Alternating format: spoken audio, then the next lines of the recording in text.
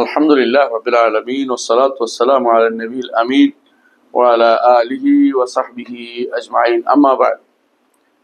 আলহামদুলিল্লাহ, আমরা পড়ছিলাম শাইখুল ইসলাম ইবনে তাইমিয়া রাহমাতুল্লাহ আলাইহির কিতাব আল আকিদাতুল ওয়াসিতিয়া। ইবনে তাইমিয়া রাহমাতুল্লাহ আলাইহি প্রথমেই আরকানুল ঈমান উল্লেখ করেছেন, আরকানুল ঈমান। তারপর আল্লাহর উপর ঈমানের বিষয়টি কিভাবে আনতে হবে উল্লেখ করেছেন এবং বলেছেন যে আল্লাহর উপর ঈমানের অন্তর্ভুক্ত হচ্ছে আল্লাহর নাম এবং গুণের উপরে ঈমান আনা। আল্লাহর উপর ঈমানের অন্তর্ভুক্ত হচ্ছে আল্লাহর নাম এবং গুণের উপরে ঈমান আনা। এবং আমরা আপনাদের সাথে আলোচনায় বলেছিলাম যে আল্লাহর উপর ঈমানের অন্তর্ভুক্ত আরো কিছু জিনিস আছে, একটা আল্লাহর যাত এবং আফআল। এগুলি কেন আলোচনা করেন নাই? কারণ তখন এগুলি বিরোধিতা শুরু হয়নি, এই জন্য জাত এবং আফআল আলোচনা তিনি করেছেন। এরপরে আল্লাহর ঈমানের অন্তর্ভুক্ত হচ্ছে আল্লাহর নাম এবং গুণের উপরে ঈমান আনা। এটার কিছু নীতিমালা তিনি বর্ণনা করেছেন। এরপরে তিনি দলিল দেওয়া শুরু করছেন, কেন কোরআন এবং সুন্নাহর বাইরে কোনো কিছু আমি নীতিমালা বানাইলে হবে না, নীতিটা যেন কোরআন এবং সুন্নাহ দ্বারা সমর্থিত হয়। এটাকে ইবনে তাইমিয়া রাহমাতুল্লাহ প্রাধান্য দিয়েছেন তার এই গ্রন্থে। তারপর তিনি দলিলগুলো উল্লেখ করেছেন যে অনেকগুলো প্রমাণ আমরা দেখাতে পারি, একটা একটা করে তিনি প্রমাণ দিয়ে যাচ্ছিলেন যে কোন কোন সূরা পুরাটাই আল্লাহর নাম এবং গুণের জন্য আসছে। কোন কোন সূরার মধ্যে সূরা ইখলাসের কথা উল্লেখ করেছেন। তারপর তিনি বলেছেন কোরআনের সবচেয়ে বড় আয়াত হচ্ছে আয়াতুল কুরসি। এইটা তিনি উল্লেখ করেছেন বোঝানোর জন্য যে এটা পুরোটাই হচ্ছে আল্লাহর আসমা এবং সিফাতের জন্য। এবং এটাই জন্য এমন গুরুত্বপূর্ণ আয়াত যে সকালে বিকালে পড়তে বলা হয়েছে, এবং এটা এমন গুরুত্বপূর্ণ আয়াত যে প্রতি সালাতের পরে পড়তে বলা হয়েছে, এবং এটা পড়লে শয়তানও কাছে আসতে পারে না, হাদিসে বলা হয়েছে। এজন্য তিনি এটা উল্লেখ করেছেন। এরপর বলেছেন যে সূরা ইখলাসের পরে একটা একটা করে তিনি দলিল দিচ্ছেন, যে সূরা ইখলাস বলছেন, আয়াতুল কুরসি বলছেন। এরপরে তিনি কোরআন কারীমের এমন সব আয়াতগুলো নিয়ে আসছেন যেগুলোর মধ্যে আল্লাহর নাম এবং গুণের উল্লেখ আছে। তার মধ্যে প্রথমেই তিনি চারটি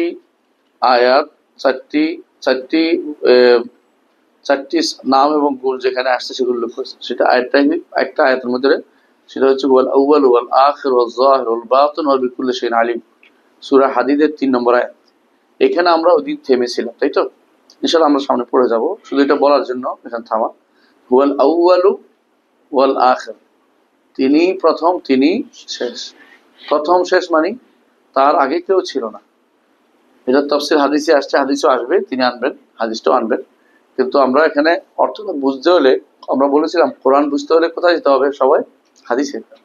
হাদিস দ্বারা বোঝা যাচ্ছে ওয়াল আউয়ালু, সহিহ মুসলিমে হাদিসটা আসছে, ওয়াল আউয়ালু আলাইসা ক্বাবলাকা শাই, আপনার আগে আর কিছু নাই। ওয়াল আখিরু আনতাল আখিরু ফালাইসা বা'দাকা শাই, আপনার পরেও আর কিছু নাই। অর্থাৎ এই দুইটা হচ্ছে কিসের দিক থেকে?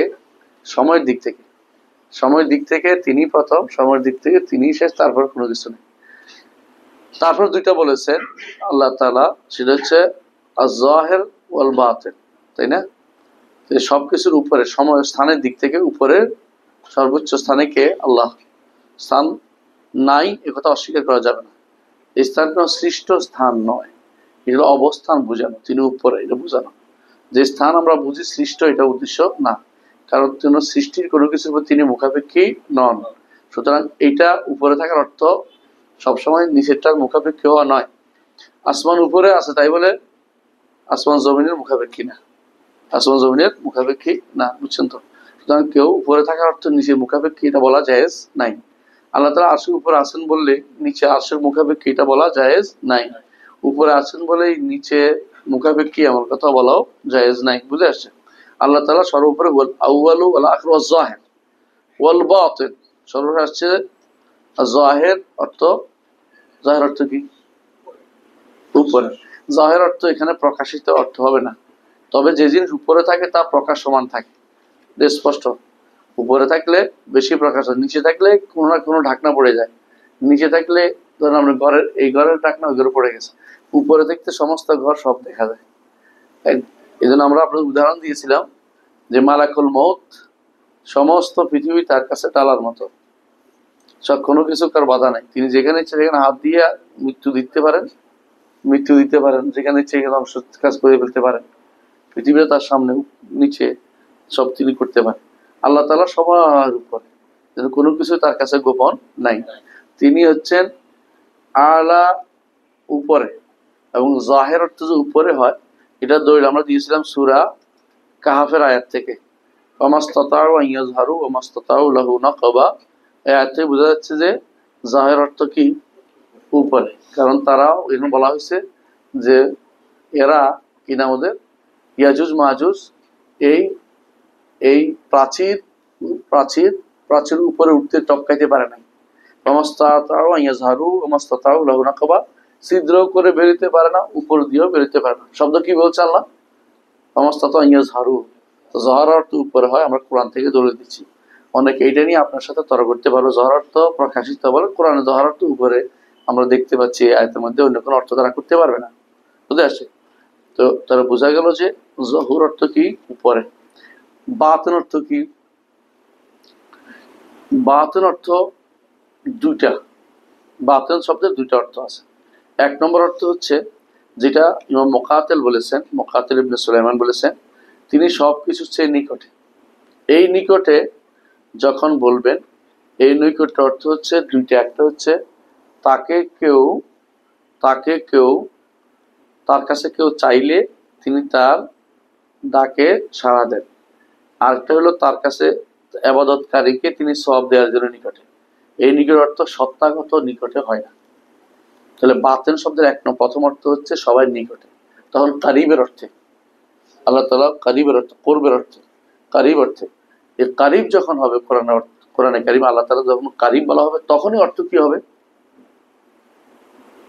একটা হলো সওয়াব দেওয়ার জন্য নিকটে, আরেকটা হলো যে ডাকে সাড়া দেওয়ার নিকটে। কখনো অন্য অর্থ হবে না। এটার অর্থ আমরা বানাইনি, আপনি দেখবেন ইবনে কাসির রাহমাতুল্লাহ আলাইহি তাফসীর দেখবেন, ওই জায়গাতে যেখানে বলা হয়েছে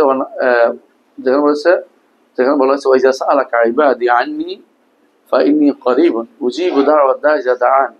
তো এই যে ওয়াইজা সাআলাকা ইবাদি আন্নী ফাইন্নী করিবুন, আমার বান্দা যখন আমার উপর জিজ্ঞাসা করে আমি করিব। কিভাবে করিব? জবাব দিয়ে দিচ্ছে, উজিবু দাওয়াত দাঈ ইযা দাআন, আমাকে ডাকলে আমি তার ডাকে সাড়া দেই, অর্থাৎ সাড়া দেওয়ার জন্য নিকটে। আমি এখানে ডাক দিলেও আল্লাহ আসল উপর থেকে শুনতে পান।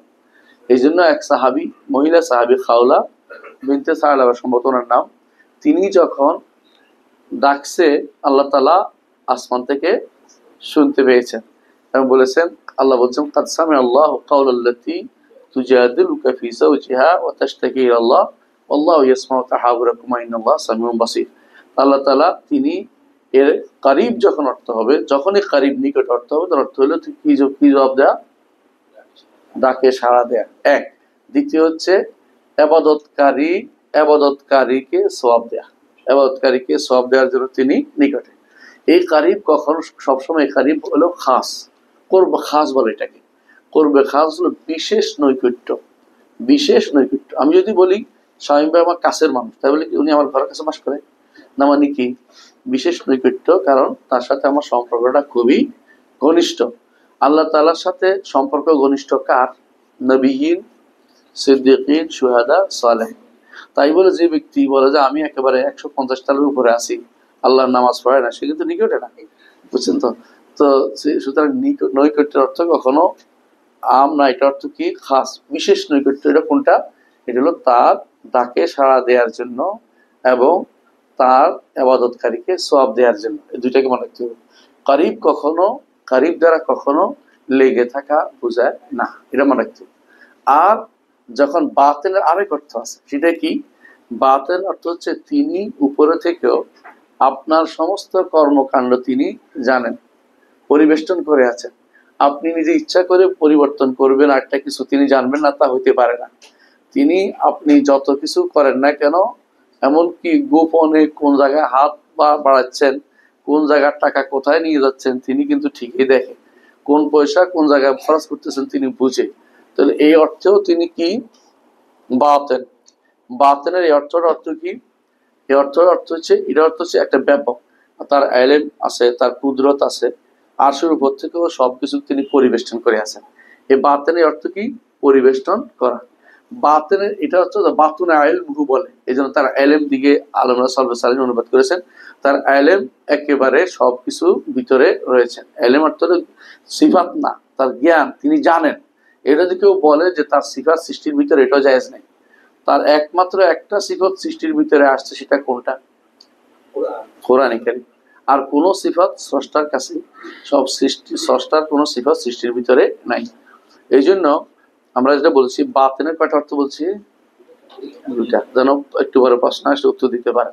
আচ্ছা, ভুল করা যাবে, দুইটা অর্থ বলছি। এবং প্রথমটার অর্থ স্পষ্ট, দ্বিতীয়টা অর্থ স্পষ্ট। দ্বিতীয়টা হলো আম, প্রথমটা হচ্ছে খাস। খাস যখন হবে তখন কিসের অর্থ হবে? এক হবে, কারিবের সাথে এক হয়ে যাবে অর্থ। আর বাতেন যখন আম হবে তখন দুনুর সাথে এক হবে। দুনু অর্থ তিনি নিকটে, তিনি সে নিকট অর্থ তখন আম হলে যেটা দুইটা বাতেন এবং দুনু একই অর্থ হবে। কিন্তু কারিব কখনো আম হয় না, কারিব সবসময় কি হয়? খাস হয়। এটা আমি আলোচনা করেছি আমার ফাতাওয়াল হামাবিয়াল কুবরার মধ্যে, বিস্তারিত আলোচনা করেছি, আপনারা দেখেছেন। তো আমরা এখানে এসে আমরা থামছিলাম, সামনে অর্থগুলো বলিনি আমরা। এই যে সূরা হাদীদের 3 নম্বর আয়াত থেকে আমরা যে সমস্ত শিক্ষা পাই, 1 নম্বর হচ্ছে আউয়াল, তিনি একটা নামও পাইলাম, আউয়ালিয়া তার গুণ। আখির, তিনি একটা নাম পাইলাম, আখিরিয়া তার একটা গুণ। জাহের, তার একটা নাম পাইলাম, এবং উলু, উপরে থাকা, তার একটা গুণ। বাতেন, তার একটা নাম পাইলাম, এবং সবকিছু সম্পর্কে যথাযথ জ্ঞান রাখা, এটা তার একটা গুণ। এই যে এই কয়টা নামও পাইলাম, গুণও আমরা পাইলাম। তো নাম গুণের মাধ্যমে আল্লাহ তাআলা তার পরিচয় দিয়েছেন। দেখেন, হুয়াল আউয়াল শুরু করেছেন, হুয়াল্লাহুল্লাযী লা ইলাহা ইল্লা হু, হুয়াল হাইয়ুল্লাযী লা ইয়ামুত। এইভাবে আল্লাহ তাআলা তার নাম এবং গুণগুলো দিয়ে নিজের পরিচয় তুলে ধরেছেন। কেউ যদি কোনো আল্লাহর নাম এবং গুণ না জানে, তাহলে আল্লাহ তাআলার পরিচয় সে জানতে পারেনি। দুর্ভাগ্য হচ্ছে, সবচেয়ে দুর্ভাগা। আল্লাহর নাম গুণকে অস্বীকার করলে সে আরো বড় দুর্ভাগা। আল্লাহ নাম গুণ অস্বীকার করলে সে আল্লাহ সম্পর্কে জানতে পারে না। আল্লাহ নাম যত বেশি জানবে, আল্লাহ সম্পর্কে সে বেশি জানবে। তাহলে আমরা কয়েকটা জিনিস পেয়েছি, যে তিনি আউয়াল, তিনি আখির, তিনি উলু, এবং তিনি সবচেয়ে নিকটে। কি দিক থেকে? কোন দিক থেকে? একদিক হচ্ছে বান্দাকে, হ্যাঁ, দুই দিক থেকে তিনি বান্দার নিকটে, তার কাছে কোনো কিছু গোপন নাই। এই একটা হচ্ছে দ্বিতীয় অর্থে। আর প্রথমটা অর্থ হচ্ছে যিনি বান্দাকে সওয়াব দেওয়ার জন্য, বান্দাকে তিনি আরেকটা কি বলছি, ডাকে সাড়া দেওয়ার জন্য তিনি নিকটে। এই দিক থেকেও তিনি নিকটে। এখানে এই হাদিসগুলোতে এই আয়াতে আমরা দেখতে পাই যে আয়াতের মধ্যে ওদের কথা রয়েছে, খণ্ডন রয়েছে। যারা কি বলে?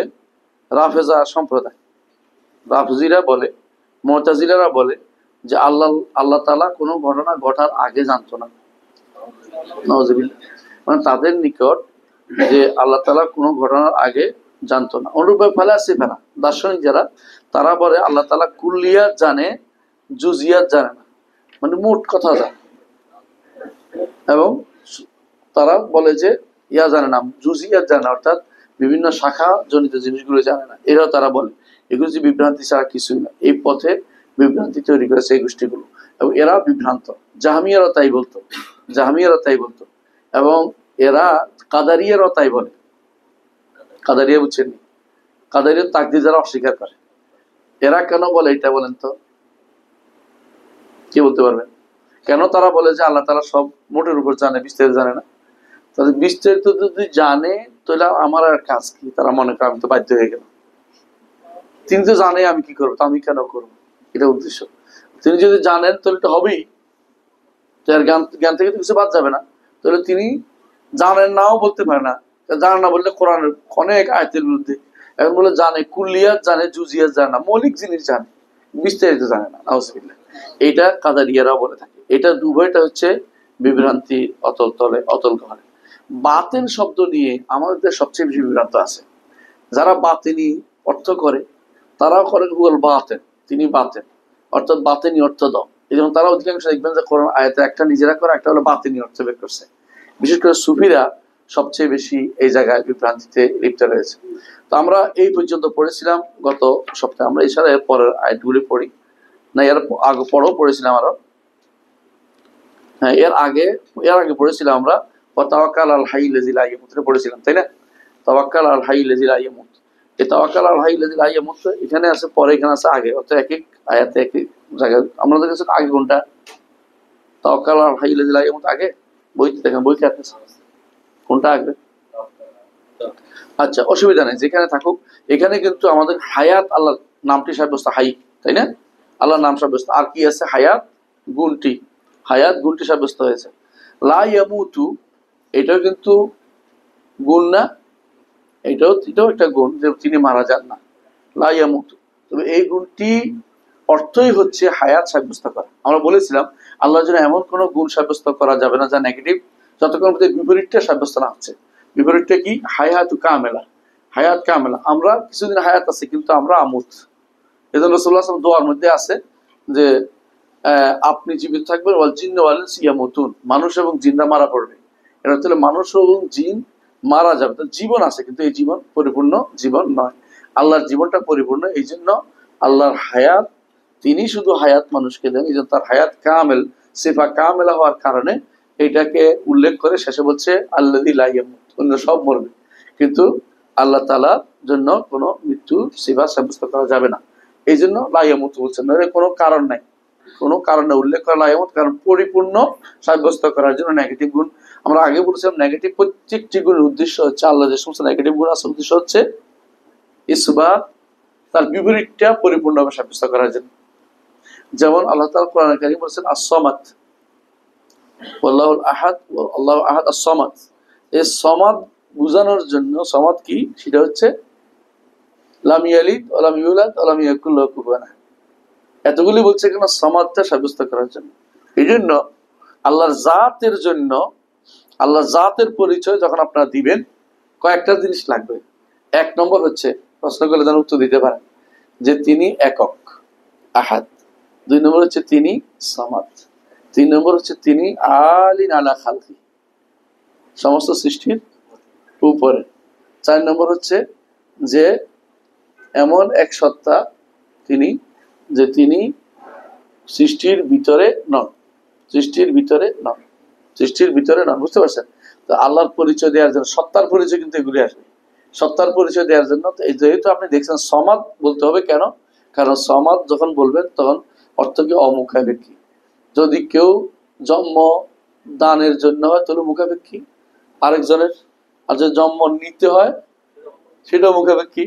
আর যদি কোনো তার মতো কেউ হয়ে যায় তাহলে চাওয়ার মতো অমুখাপেক্ষী হইতে পারতেছে না, সমুখ আরেকজন রয়ে গেছে, তাহলে সমাদ তিনি নিজে পরিপূর্ণ, তার মতো কেউ হইতে পারবে না, নিজে অমুখাপেক্ষী। এইটা প্রমাণ করার জন্য তিনটি, পরের তিনটা আয়াত আসছে, আল্লাহু আহাদ, আল্লাহু সামাদ, লাম ইয়ালিদ ওয়া লাম ইউলাদ ওয়া লাম ইয়াকুল লাহু কুফুয়ান আহাদ। শুধু সামাদ থেকে সাব্যস্ত করার জন্য, আহাদ থেকে সাব্যস্ত করার জন্য। আহাদ এমন যে তার মতো কোনো কিছু নাই। আহাদ অর্থ কি? একক। এর অর্থ হলো লাম ইয়াকুল লাহু কুফুয়ান আহাদ। আর সামাদ অর্থ হচ্ছে তিনি কিছুর মুখাপেক্ষী নন, সবকিছু তার মুখাপেক্ষী। তাহলে এই দুইটা, এই জন্য সমস্ত যত নেগেটিভ গুণ আসছে দেখবেন সবগুলির বিপরীতে পজিটিভ গুণ উল্লেখ করা হয়। নেগেটিভ গুণ, শুধু নেগেটিভ গুণ উল্লেখ করার জন্য বৈধতা নাই। এই জন্য যদি কেউ বলে আল্লাহ উপরে নয়, নিচে নয়, নয় নয় নয় নয়, তো বলছে তুমি কেন আল্লাহ সাব্যস্ত করতেছো না? কারণ এই জন্য আমরা বলছিলাম সুলতান মাহমুদ সবকতগীন কি বলছিল? সুলতান মাহমুদ সবকতগীনের দরবারে ইবনে ফরক আসছে, আবু বকর ইবনে ফরক, বড় আলেম। আলেম কার? বাইহাকি, ইমাম বাইহাকির উস্তাদ। ইমাম বাইহাকিকে যদি বলতে পারি, বলে একটা সাহস করে বলতে পারি, তিনি আকীদা নষ্ট করে দিছে ইবনে ফরক। ইবনে ফরক ছিল আশারি আলেমদের মধ্যে বড় আলেম, মুনাজারা করে বেড়াইতো ওই সময়। ইবনে ফরকের সময়টা ছিল বাগদাদের খলিফা কাদের বিল্লাহ ছিল। ওই সময় খলিফা কাদেরিয়া বলতো, আকিদাল কাদেরিয়া একটা বিখ্যাত আকিদাই ছিল, একটা আকিদাতুল কাদেরিয়া। কারণ সহি আকিদার উপরে তিনি একটা বই লিখেছেন। তো এটা তিনি বিভিন্ন জায়গায় প্রসার করছেন। ইমাম আহমদ ইবনে হাম্বলের আকিদায় প্রচার হবে, আর কারো কথা যেন চলবে না, এটা বলছে। তো বেশিরভাগ যারা বাগদাদে ছিল পালাই পালাই এদিক সেদিক গেছে। ওদের মধ্যে একজনের ইয়াতে আসছে, ইমাম এই সুলতান মাহমুদ সবকতগীনের দরবারে এসে আশ্রয় নিয়েছে। তিনি হচ্ছেন ইবনে ফরক। সুলতান মাহমুদ সবকতগীন নাম শুনেছেন আপনারা? ভারতবর্ষ 17 বার আক্রমণ করছে, যে সুলতান মাহমুদের কথা বলতেছি। 17 বার ভারতবর্ষ জয় করেছে তিনি, 17 বার। ওই যে সোমনাথ মন্দির ভাঙছে যে, হিন্দুরা এখন তার নামে খুব ঘৃণা করে। তো উনি ওনার দরবারে, উনি কিন্তু সহি আকীদার ছিলেন। তো ওনার দরবারে একদিন উনি বললেন যে আল্লাহর পরিচয় দাও। তো বলতেছে আল্লাহর পরিচয় হচ্ছে তিনি সৃষ্টির বাহিরেও নন, সৃষ্টির ভিতরেও নন, জগতের বাইরেও ভিতরে নন, তিনি উপরেও নন, নিচেও নন, তিনি ডাইনেও নন, বামেও নন। তো তিনি বলেন আচ্ছা তাহলে তুমি তো একটা পরিচয় দিলে, আল্লাহর পরিচয় দিচ্ছ, এমন জিনিসের পরিচয় দিচ্ছ অস্তিত্ব নাই, এটা একটা পরিচয় দাও। তো বলছে এমন পরিচয় যেটা সৃষ্টির ভিতরে না বাইরে, তো একই কথা তো বললো ঘুরে ঘুরে, তাহলে আল্লাহ তো অস্তিত্ব হচ্ছে না। তো রেগে মেগে ফায়ার হয়ে গেছে, মানে বেশি আলেমেরা হঠাৎ করে আক্রমণ করলে কিন্তু রেগে যায় খুব, ধরতে পারতেছে না, কিন্তু বাদশারা কিছু বলতে পারতেছে না, অন্য কেউ হলে তো মারামারি লাগিয়ে যেত। তো বের হওয়ার সময় ওই ঘাড়ের তারটা ছেড়ে গেছে, মানে ছেড়ে মরে গেছে, সাক্ষাৎ মোরারা তবু আমার মরে গেছে বুঝে। এখন আশারিরা বলে যে ওনারা বিষ খাওয়াই মেরে গেছে, আসলে বিষ খাওয়াই মরে রেগে রেগে মেগে মরে গেছে। তো কারণ হচ্ছে উত্তর দিতে পারে নাই তো, কারণ সুলতান মাহমুদ সহি আকীদার ছিলেন, তিনি বলতেন যে অবশ্যই আল্লাহ তাআলা আরশের উপর আছে, কোরআন সুন্নাতে বিশ্বাস করতেন, কারণ এটা আকীদা কাদেরিয়া। কাদেরিয়া কেন? খলিফা কাদের বিল্লাহ ছিলেন বাগদাদে, তিনি ওনাকে ইয়ামিনুদ্দৌলা লকব দিছে। কারে? এই সুলতান মাহমুদ সাবক্তবিনকে। তখনকার দিনে শাসকরা বিভিন্ন জায়গায় শাসন করতো, আর খলিফার থেকে একটা অনুমতিপত্র পাইতো, বুঝলেন তো কথাটা। তো খলিফার তেমন কোনো বড় ক্ষমতা ছিল না, সেনাবাহিনীটাই থাকতো না, ওরা যুদ্ধ লাগলে আরেকজনের মধ্যে একটু এরা ঠান্ডা করে এরকম বলে দিত, মানে এরা লাগাই রাখতো, উনি আরাম ঘুমা যেত, এরকম অবস্থা ছিল তখন। যুদ্ধ এরকমই ছিল অনেকটা। খলিফারা বলতে পারেন যে অনেকটা নিজেরা যুদ্ধবিহীন জীবন যাপন করতে পছন্দ করতো, বাগদাদকে নিয়ে আমার খেলাফত মনে করতো এটা, আর সবাই আমারই লোক, তো বিভিন্ন জায়গায় দখল করে আছে। একজন এখন দখল করে বলতে খলিফারে কিছু টাকা পাঠাই দাও, আচ্ছা তোমারও মেনে নিলাম, এরকম অবস্থা ছিল। তো ইয়ামিনুদ্দৌলা লকব দিয়েছে ওনারে, কারে? সুলতান মাহমুদকে। অর্থাৎ আমার রাষ্ট্রের ক্ষমতা তোমার আল্লাহ তাআলা দিছে, তোমার এটা বুঝছে রাষ্ট্রের ক্ষমতা। ইয়ামিন ডান হাত, রাষ্ট্রের ডান হাত বলা, ডাইনি রুজির বামের রুজি, এরকম। তো এই দুই দিক থেকে তিনি ইয়ামিনুদ্দৌলা, ক্ষমতার দিক থেকেও ডাইনির দিক থেকেও। তো এই এরা কি করছে, কখনো এই সিফাতগুলিকে নেগেটিভ শুধু উল্লেখ করে, পজিটিভ উল্লেখ করে না। হচ্ছে আল্লাহ তাআলা সবসময় নেগেটিভ পজিটিভ দুটাই উল্লেখ করেছেন। যেমন কি বলেছেন, লাইসা কামিসলিহি শাই, এরপরে কি বলছেন, ওয়াহুয়াস সামিউল বাসীর। শুধু লাইসা কামিসলিহি শাই বলে থেমে দিলে আপনি কিছুই বলতে পারতাম না, তার মধ্যে কোনো কিছু নাই, তাহলে কিছুই নেই, কিন্তু আবার বলছে সামিউল বাসীর, সাব্যস্ত করতে হবে তিনি সামি এবং বাসীর। এখন যদি কেউ বলে তার মতো কোনো কিছু নাই, কিন্তু কথা শেষ হয়নি, তার কিছু কিছু নাই, কিছু না, শাই কিন্তু তিনি, শাই যদি হয়, কারণ আল্লাহ তাআলা বলছেন কুল আইয়ু শাইইন আকবারু শাহাদা, সবচেয়ে বড় সাক্ষী কে? হচ্ছে কুলিল্লাহ, আল্লাহ নিজে বলছে আল্লাহ, আল্লাহ তাআলা শাই, অর্থাৎ আল্লাহ অস্তিত্ব আছে, অস্তিত্বশীলকে শাই বলা হয়। অস্তিত্ব যদি হয়, আমার তো অস্তিত্ব আছে, আল্লাহর অস্তিত্ব আছে, সমান হয়ে গেল না? আমিও সামি, তিনিও সামি, আমিও বাসির, তিনিও বাসির, কিন্তু না, একরকম না। স্রষ্টার হিসাবে তিনি সামি এবং বাসির, আমি সৃষ্টি হিসাবে সামি এবং বাসির, দুইটার মধ্যে বিশাল পার্থক্য রয়েছে। কোরআনে কারীম আল্লাহ তাআলা তাকে, কোরআনে কারীম আল্লাহ তাআলা সামি বাসির বান্দাকেও বলেছে, কোথায় বলেছে? হাল আতা আলাল ইনসানি, সূরা দাহরের শুরুতে, হ্যাঁ, হাল আতা আলাল ইনসানি হিনুম মিনাদ দাহরি লাম ইয়াকুন শাইআন মাযকুরা ইন্না খালাকনাল ইনসানা মিন নুতফাতিন আমশাজিন নাবতালিহি ফাজআলনাহু সামিআন বাসীরা। মানুষও সামি বাসীর, মানুষও বাসীর, আল্লাহ সামি, আল্লাহ বাসীর, একরকম হওয়া জরুরি না। শব্দ মিলিলেও তার হুকুম কি হবে? ভিন্ন হবে, বাস্তবতা ভিন্ন হবে। তাহলে আমরা এই দুটি জানলাম যে একটা হচ্ছে কি আল্লাহর জন্য সাব্যস্ত করতে হবে কি গুণগুলো কোরআনে কারিমে আসছে, হাদিসে আসছে। তিনি কোরআনে কারিম থেকে, ইবনে তাইমিয়া আগে কোরআনে কারিম থেকে অনেকগুলো আয়াত আনছেন। এর অর্থ হলো এইটার বাইরে আর নাই তা না, কিছু আনছেন যেগুলো বোঝানোর জন্য যে এগুলো বোঝা যাচ্ছে যে আল্লাহর জন্য এই গুণগুলো সাব্যস্ত করতে হবে। এরা কিন্তু এই গুণগুলি অনেকগুলি সাব্যস্ত করে না, তবে হায়াত তারা সাব্যস্ত করে। কারা হায়াত সাব্যস্ত করে? আশারি মাতুরিদিরা আল্লাহর জন্য হায়াত সাব্যস্ত করে। কোনটা সাব্যস্ত করে না? আল্লাহর জন্য এরা কিছু গুণ সাব্যস্ত করে না, যেমন উলু, আগের যে জাহের, এটা সাব্যস্ত করে না, উপরে থাকা সাব্যস্ত করে না। অথচ ওদের নেতারা উপরে থাকা সাব্যস্ত করতো। ইমাম আশারি উপরে থাকা সাব্যস্ত করছে, ইমাম আশারি আরশের উপর উঠা সাব্যস্ত করছে। তার সর্বশেষ বই আল ইবানা আন উসুল দিয়ানা, এই বইতে তিনি সেটা সাব্যস্ত করেছেন। কিন্তু এরা এগুলি সাব্যস্ত করে না, কারণ তারা আসলে ইমাম আশারির অনুসরণ করে না, তারা অনুসরণ করে ইমাম রাজির অনুসরণ করে। ইমাম রাজির যে স্তর ইমাম রাজি তওবার আগ পর্যন্ত কঠিনভাবে আল্লাহর সিফাতের বিরোধিতা করেছে ও কোরআনের নস সরাসরি আমল করা যাবে না তিনি বলতেন। এবং যারা কোরআন নসের সরাসরি আমল করে তাদেরকে বলা হয় জাহেরি নাম দিচ্ছে। জাহেরি নাম দিতে উচিত না, কারণ এটা তো হক। বেদাতিরা সবসময় আপনাদেরকে বিভিন্ন নাম দিবে, কেউ বলবে জাহেরি, কেউ বলবে বেদাতি, উল্টা কইব আপনাদেরকে, কেউ বলবো আপনাদের মুজাসসিমা কইব, দেহবাদী কইব। এগুলো হচ্ছে বেদাতিদের কারবার। বেদাতির কিছু না পারলে দলিল পাবে না, এই জন্য উল্টা লকব দিবে। কিন্তু আমরা কখনো ব্যক্তি বিশেষকে দলিল বিনা দলিলে কথা বলি না। আমরা কোরআন এবং সুন্নাহর কথা বলি, এর বিরুদ্ধে সে বিরোধিতা করলে তাকে বেদাতি বলি, কিন্তু আমরা তাকে অন্য কোনো লকব দেওয়ার পছন্দ করি না। সে নিজেকে আশারি বলে বলছি, আমরা ইচ্ছা করে তারা আশারি বলার ক্ষমতা রাখি না, বলিও না। সে নিজে আশারি বলে নিজেকে মাতুরিদি বলে, আমরা মাতুরিদি বলি না, আমরা কারো দোষ দিই না। কিন্তু ওরা ইচ্ছা করে আমাদেরকে মুজাসসিম বলে, আমরা জিসিম থেকে আমরা কোনোদিন জিসিম বলিও নাই, আল্লাহকে জিসিম আমরা কোনোদিন বলিও না। ইচ্ছা করে আমাদের প্রতি তারা লকব দেয়, মিথ্যা লকব দেয়। ওদের কাজে হলো মিথ্যাচার করা, এটা যেন আমরা কোনোদিন না করি। আচ্ছা, তাহলে আমরা বুঝতে পারছি যে হায়াত আল্লাহর একটা নাম, হাই আল্লাহর একটা নাম, হায়াত একটা গুণ, হায়াত একটা গুণ, এটা সাব্যস্ত হলো। এই শুরুতে বলেছে তাওয়াক্কাল আল হাইয়্যিল্লাযী লা ইয়ামুত। তাওয়াক্কাল, তাওয়াক্কালের মধ্যে অর্থাৎ ভরসা করা, কার উপরে? আল্লাহর উপরে। তাওয়াক্কুল শব্দ অর্থ ভরসা করা বা কারো উপরে নিজেকে আমার উপরে, হ্যাঁ আমার উপরে ইয়া রাখো, হ্যাঁ আস্থা রাখো। আস্থা মানুষের উপর রাখা যায় না, আস্থা কার উপর রাখতে? আল্লাহর উপর। এটা ভুল। হ্যাঁ, এই জন্য আস্থা রাখতে হবে একমাত্র আল্লাহর উপর। এই রমাই ইয়াতাওয়াক্কাল আল্লাহ ফাহুয়া হাসবুহু। এই জন্য কোনো কাজ, তবে এটা আস্থা রাখার অর্থ এইটা নয় যে আপনি একমাত্র আল্লাহর উপর ভরসার নাম দিয়ে বসে থাকবেন, কিছু করবেন না, এটা যেন না হয়।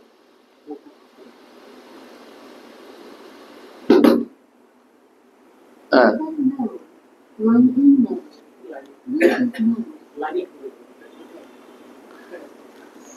যেটা বলছিলাম, তাওয়াক্কুল অর্থ এই নয় যে আমি কোনো কাজ করবো না, ঘরে বসে থাকবো, এটা কিন্তু না।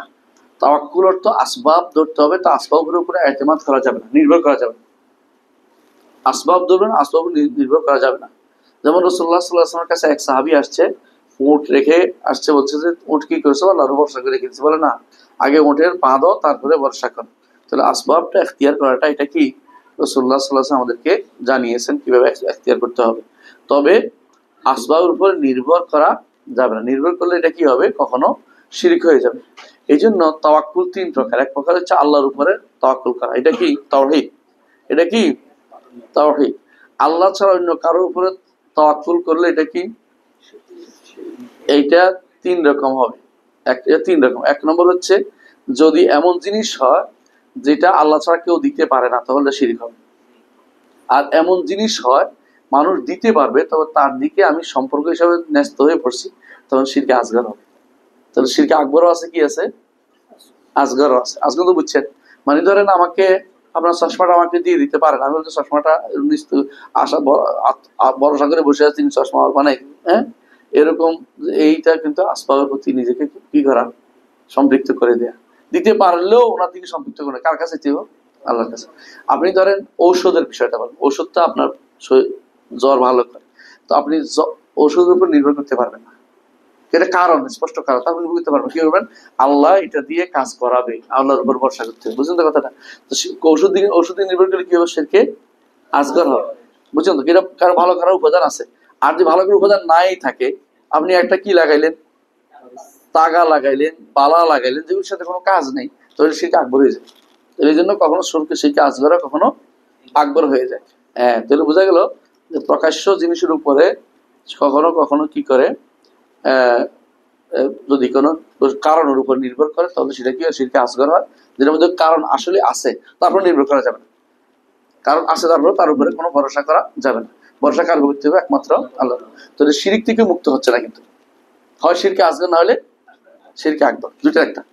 এক তাওয়াক্কুল এক প্রকার হচ্ছে কি তাওহীদ, সেটা কোনটা? একমাত্র আল্লাহর উপর ভরসা করা। আল্লাহ আর দুই প্রকার আছে, যেটা আল্লাহ ছাড়া অন্য কারো উপর হলে কখনো শিরকে আকবর, কখনো শিরকে আসগর।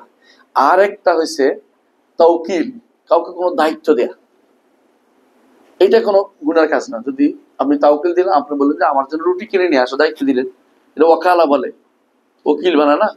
আপনারা তো অনেক সময় উকিল বানান, কোর্টে উকিল, অমুকের উকিল বানায়। এটা জায়েজ আছে, এটা কোনো নাজায়েজের কোনো কিছু না। কাজ সমাধান করার জন্য কাউকে একটা দায়িত্ব দেয়া, তবে কাজের জন্য তার উপর কার উপরে ভরসা না করা। ভরসা কারো কাজটা হওয়ার জন্য আল্লাহর উপরে দায়িত্ব দিতে পারবেন কাউকে, নাহলে তো দুনিয়া চলতো না। যেমন রাষ্ট্রপ্রধান দায়িত্ব দেয় যে আমার অমুক বিভাগটা আপনি দেখেন, ওই বিভাগটা আপনি দেখেন, এটা না জানে, তবে সে করতে পারবে, হ্যাঁ, তার উপরে নির্ভর করা জায়েজ নাই, তখন শিরক হয়ে যাবে। কথা বুঝে আসছে? তো এই জিনিসগুলো আমাদের জানা থাকা দরকার। যাক, আমরা এটা অতিরিক্ত আলোচনা করছি তাওয়াক্কুলের ব্যাপারে। আমরা আমাদের জায়গায় চলে আসি, যেখানে বলা হয়েছে যে তাওয়াক্কাল। এরপরে বলা হচ্ছে ওয়াল আউয়াল ওয়াল আখির ওয়াল বাতিন, তো পড়ছি আমরা, তাই না? আজকের দার্স হচ্ছে আমাদের, এটা আগের দার্স আলোচনা ছিল, আজকের দার্স হচ্ছে আমাদের ওয়াহুয়াল আলিমুল হাকিম। ওয়াহুয়াল আলিমুল হাকিম, দুইটা জিনিস এখানে। সূরা আত-তাহরিমের 2 নম্বর আয়াত, ওয়াহুয়াল আলিমুল হাকিম। ওয়াহুয়াল আলিমুল হাকিম, আলিম এবং হাকিম দুইটা আল্লাহর নাম না? ইলম এবং হিকমত দুইটা গুণ, ইলম এবং হিকমত দুইটা গুণ। এখন প্রশ্ন হচ্ছে ইলম কাকে বলে? হ্যাঁ, ইলম হচ্ছে দিদাল জাহাল, না জানার কথা, দিদাল জাহাল। কোনো কিছু না জানলে সেটা জাহেল বলে। এবার আপনি কি বলবেন আল্লাহ জাহেল নয়? হ্যাঁ, একটা গোষ্ঠী আছে আল্লাহ জাহেল নয় বলে। কেন বলে এই কথাটা? হ্যাঁ, জাহেল নয় কথা বলে উদ্দেশ্য কি তাদের জানেন? ইলম যেন বলা না লাগে, মানে পজিটিভ গুণ বলবে না, নেগেটিভ গুণ বলতে রাজি আছে। আমি যদি বলি জাহেল নয়, তখন ইলমের মাসালা 2 রকম। একটা হচ্ছে আপনি কিছু ইলম অর্জন করা হয়, বুঝছেন কিনা, আর কিছু ইলম আপনাকে আল্লাহ দিয়ে দিয়েছে। আপনারটার কথা বলতেছি, আল্লাহকে আপনি দুনিয়াতে আসার পরেই ছোট বাচ্চাকে দুধ খাইতে হবে, এই জ্ঞানটা আল্লাহ তাআলা তার মুখের মধ্যে দিয়ে দিয়েছেন। এটা গারিজা বলে, বিশেষভাবে দিয়েছেন। আর কিছু ইলম আপনি পড়ে লেখে লেখে শিখতেছেন কষ্ট করে, তাই না? 2 রকমের ইলম আছে, একটা হলো মুক্তাসাবা, একটা হলো গারিজিয়া, স্পষ্ট দিয়ে দেয়া, একটা হলো আমি অর্জন করে নিয়েছি। এই দুইটা আল্লাহর পক্ষ থেকে, কিন্তু একটা হচ্ছে বিশেষভাবে তিনি দিয়ে দিয়েছেন, এখন অর্জন করছে বলা যায় না।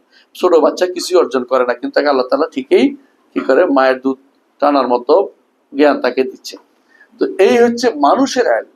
আল্লাহর ইলম কি এরকম নাকি? কোনোটা এরকম না। আল্লাহর ইলম এইটা কোনোভাবেই, এটা আপনি কোনো পাবেন না যে আমাদের মতো যে আমরা কি করি, অতীতের জ্ঞান, বর্তমানের জ্ঞান, ভবিষ্যতের জ্ঞান, তো না জানলে হয় না, যেটা কিভাবে জানি না। কিন্তু আল্লাহ তাআলার জ্ঞানগুলো হচ্ছে এরকম যে যা হয় নাই তাও তিনি জানেন। আল্লাহ তাআলার জ্ঞান হচ্ছে যা হয় নাই তাও তিনি জানেন, হইলে কিভাবে হইতো তাও তিনি জানেন, হইলে কিভাবে তাও তিনি জানেন।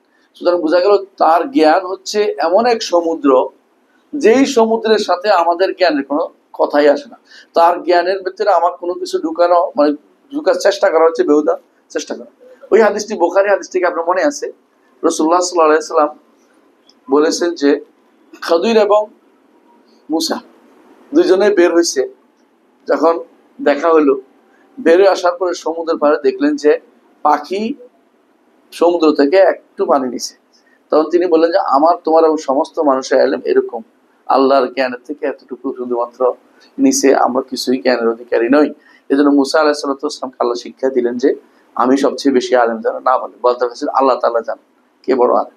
কিন্তু তিনি বলছেন বাহ্যিক দৃষ্টিতে, যেহেতু সত্যি আর তখনকার সময় বড় আলেম তিনিই ছিলেন, এই জন্য তিনি বলেছেন। কিন্তু আসলে আল্লাহ ছাড়া কেউ জানে না কোথায় কত বড় আলেম আছে, কে বড় আলেমটা একমাত্র আল্লাহ জানে। এটা কেউ যেন দাবি না করে বসে, এটা হলো উদ্দেশ্য। তো এখানে আল্লাহর ইলমের জায়গাটা এত বেশি ব্যাপক যে এটাকে কোনোভাবেই কেউ যেন অস্বীকার না করে, এটা ইলমের জায়গাটা। তো ইলমের জায়গাটা, আল্লাহর ইলম, এটা একটা তার বড় গুণ। এবং তার এই আলিম তার নাম, আলিম তার নাম, আলিমুল গায়ব আরেক নাম, আলিমুশ শাহাদা তার আরেক নাম। এবং তার কর্মের মধ্যে আছে ইয়ালামু, তার নামের মধ্যে আছে ইয়ালাম। এগুলি সবগুলি তার এলমকে বোঝায়, আল্লাহ তাআলা এলমকে বোঝাচ্ছে। তো আল্লাহ তাআলা এলমের ব্যাপারে আমাদের এই আলোচনা করার অর্থ হচ্ছে এটাই যে তিনি আলেম, যা হবে যা হয়েছে সবগুলোর ব্যাপারে তিনি সবকিছু জানেন। এর কোনোটাতেই তার কোনো কিছু নকশ নাই ইলমের ভিতরে। আমাদের ইলমে কি আছে? নকশ আছে, একটা জানি তো একটা জানি না। তিনি সবকিছু পরিপূর্ণ, তিনি শুধুমাত্র জানেন, আর কেউ পরিপূর্ণ জানার অধিকারী নয়। আসেন, আরেকটা হলো হাকিম, তিনি হাকিম। এবার হিকমত শব্দটার সমস্যা হচ্ছে 2 রকম। একটা হচ্ছে মানে আমাদের অনেকের কাছে হাকিম অর্থ কি? জ্ঞানী। তো আলিম অর্থ কি? না, এই জন্য তো অর্থ ব্যাসন করতে হবে। হাকিম শব্দের হ্যাকমত থেকে একটা অর্থ। হ্যাকমত কি? প্রজ্ঞা, এক অর্থ করে, তাই না? যেই জিনিসটা যেই জায়গায় রাখতে হবে এটা একটা অর্থ, এটা একটা অর্থ। যে কোথায় কি রাখতে হবে এটা হচ্ছে তার হ্যাকমতের থাকা। হ্যাকমত থেকে হইলে হাকিম শব্দটি কেমন।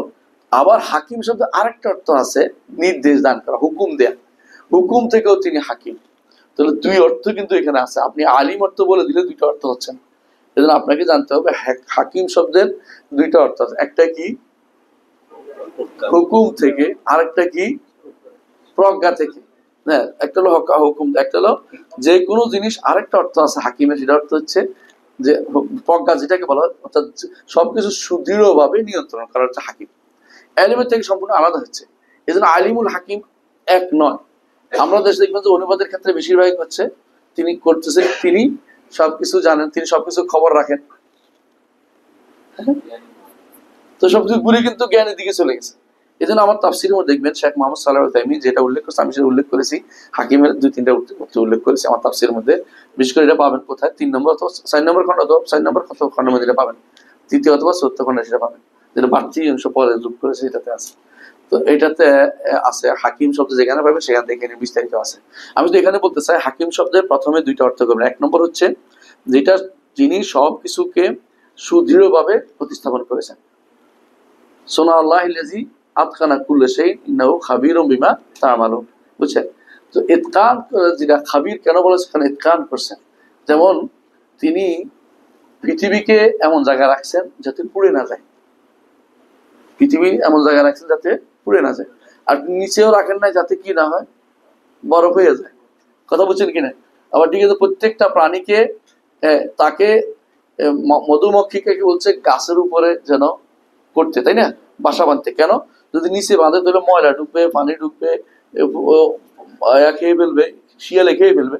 এই জন্য উপর বলছে আওহা রাব্বুকা ইলান নাহলি আন তাখাযি মিনাল জিবালি বুয়ুতান ওয়া মিনাশ শাজারি ওয়া মিম্মা ইয়া'রিশুন। এটা হিকমতের তার দেখা যায়, সবকিছু সুদৃঢ়ভাবে অবস্থান করা। আল্লাহ তাআলা এই জন্য বলছেন যে আসমানকে, জমিনকে সুদৃঢ়ভাবে তিনি প্রতিস্থাপন করেছেন। এটা হিকমতের অর্থ। এটা নির্দিষ্ট সূরার দিক থেকেও এবং তার পরিণত দিক থেকে, উভয়তে তিনি এই দিক থেকে তিনি হিকমত, হাকিম তিনি। আরেকটা হচ্ছে হুকুমের দিক থেকে, দ্বিতীয় অর্থটা কি? হুকুম। এই হুকুম কয় প্রকার? 2 প্রকার। একটা হুকমে কাউনি, একটা হুকমে কাদারি। হুকমে কাউনি এবং একটা হুকমে শারঈ। হুকমে কাউনি কি? অর্ডার দিয়েছেন সূর্যকে পূর্ব দিক থেকে চলতে, পশ্চিম দিকে চলবে। এক সময় আবার অর্ডার দিবেন পশ্চিম দিকে পূর্ব দিকে যাবে, হুকমে কাউনি। অর্ডার চলতেছে, এগুলির সাথে শরীয়তের বিধিবিধান জড়িত নাই, এটা একটা হুকুম আমার, আল্লাহ নির্দেশ এটা। যেমন হুকমে কাউনি আরেকটা উদাহরণ হচ্ছে সূরা ইউসুফের মধ্যে আসছে। ইউসুফের বড় ভাই কিতা বলছিলেন যে ফালান আবরাহাল আরদা হাত্তা ইয়াহকুম আল্লাহ ইয়াদান লি আবি আও ইয়াহকুম আল্লাহ ওয়া হুয়া খায়রুল হাকিমিন। যে আমি জমিন ছেড়ে যাচ্ছি না। আগের বার এক ভুল করেছো ইউসুফকে মেরে, এবারে বনিয়ামিনকে হারিয়ে আরেক ভুল করতে যাচ্ছ। এই জায়গা ছুড়ে আমি যাবো না, আমি বসে থাকবো এখানে, তোমরা যাই ঘুরে আসো বাড়ি। কার কাছে পাঠাইছে? বাবার কাছে পাঠাইছে। কি বলছে? ফালান আবরাহাল আরদা হাত্তা ইয়াদান লি আবি, বাবা অনুমতি না দিলে আমি বাড়ি যাবো না। হ্যাঁ, আও ইয়াহকুম আল্লাহু লি, অথবা আল্লাহ আমার জন্য মৃত্যুর ব্যবস্থাপনা করে দিবেন। এই যে অর্ডারটা, হুকুমটা, এটা কি? এটা কোনো শরীয়ত না, এটা কি? কাউনি। বুঝে আসছে কথা? যেখানে কাউনি হুকুম দেখবেন যে কাউনি আছে, আবার হুকমে শারঈ আছে। কেমন হুকমে শারঈ আছে? আল্লাহ তাআলা বলছেন উহিল্লাত লাকুম বাহিমাতুল আনআম, তোমাদের জন্য হালাল করা হয়েছে গৃহপালিত চতুষ্পদ জন্তু। ইল্লা মা ইউতা আলাইকুম, তবে এর মধ্যে যা তেলাওয়াত করে আলাদা করা। যেমন গাধা হারাম করা হয়েছে, যেমন কুকুর, গৃহপালিত থাকলে কুকুর পালা যাবে না, খাওয়া যাবে না। ইল্লা মা ইউতা আলাইকুম গায়রা মুহিল্লিস সাইদ, তবে তখন শিকার হারাম অবস্থা, ইহরাম অবস্থায় শিকার করতে পারবে না, এটা আর বলে দিছে। ওয়া আনতুম হুরুম ইন্নাল্লাহ ইয়াহকুমু মা ইউরিদ, আল্লাহ যা ইচ্ছা তা তিনি হুকুম করেন। এই হুকুম কি? শরঈ। কারণ আগে হুকুম হালাল হারামের প্রশ্ন আসছে শরঈ। তাহলে বোঝা গেল যে হুকুম কি হয়? শরঈ হয়, হুকুম কাউনি কাদারি হয়। ইজিনও হয় শরঈ, ইজিনও কাউনি কাদারি হয়। অনুমতি শরঈ হয়, অনুমতিও কাউনি কাদারি হয়। তো আমরা এর আগেও জেনেছি যে কাউনি কাদারি, এরাদাও কাউনি হয়, এরাদাও শরঈ হয়। কাউনি হয় কাদারি, কাউনি কাদারি হয়, শরঈ হয়। এভাবে অনেকগুলো জিনিস কাউনি কাদারি হয়, শরঈ বিস্তারিত আলোচনা করেছি আমার যখন ইমাম তাহাউই তাহাবিয়া আলোচনা, যেটা লম্বা আলোচনা ছিল ইউনিভার্সাল ভিশনে, সেখানে ইউনিভার্সাল ভিশন সম্ভবত এর নাম, ইউনিভার্সাল ভিশনে ইউভিতে, সেখানে 293 না 299টা আলোচনা আছে, দেখে নিন। ওখানে বিস্তারিত আলোচনা করেছে কোন কোন জায়গাতে কিভাবে হুকুম কখন কাউনি হয় কখন শারঈ হয়, বিস্তারিত আলোচনা আছে, দেখে নিবেন। আলাকুল্লাহ আমরা বুঝতে পারছি যে হুকুম কয় ভাগে বিভক্ত? 2 ভাগে বিভক্ত। প্রথমে কি একটা অর্থ কি, প্রথম অর্থ কি না, প্রথম হুকুম হাকিম শব্দের এক অর্থে কি অর্থে? প্রজ্ঞা বা মজবুত, দ্রুত সবকিছু সুদৃঢ় করার অর্থে। তখন সেটার অর্থ হয় কি, সেটা হচ্ছে হিকমত অর্থে, হ্যাঁ হিকমত অর্থে, এবং সেটা এই অর্থে 2 দিক থেকে তিনি হাকিম, কি কি সুরতে বানাতে হবে তিনি ভালো করে জানেন, আবার কি পরিণতি বুঝবে সেটাও তিনি জানেন। আর যখন হাকিম অর্থ হুকুম থেকে হবে তখন কাউনি হবে এবং শারঈ দিতে হবে। আলহামদুলিল্লাহ, বুঝে আসছে তো? আলহামদুলিল্লাহ। তাহলে এই দিক থেকে ওহুয়াল হাকিম আল খাবির, আমরা হুকুম তার হাকিম আর খাবির 2টা নামও জানলাম, আর কি জানলাম, গুণও জানলাম। দেখেন গুণ কিন্তু অনেকগুলো হয়ে গেছে। আলিমের জানছি, হাকিমের হুকম, হাকিমের গুণ জানছি না, ওয়াল হাকিম, হাকিমের গুণ আমরা জানতে পেরেছি। হাকিমের 2টা গুণ, একটা এখন হাকিম ইতকান অর্থ আসছে গুণ, আবার হাকিম হুকুম অর্থ আসছে, তো 2টাই গুণ আমাদের জানা হয়েছে। একটা নামের ভিতরে 2টা গুণ, একাধিক গুণ রাখতে পারে। এরপর হচ্ছে খাবির, তিনি আরেকটা কি, খাবির, তিনি খাবির। খাবির অর্থ কি, তিনি সবকিছু গোপন সবকিছুর খবর রাখেন, গোপন সবকিছুর খবর রাখেন, আবার তিনি সবকিছুকে পরিবেষ্টন করে আছেন, এটা অর্থ। খবরও রাখেন, পরিবেষ্টন করে আছেন, বাড়তি অর্থ থাকতে হইব খাবির অর্থ।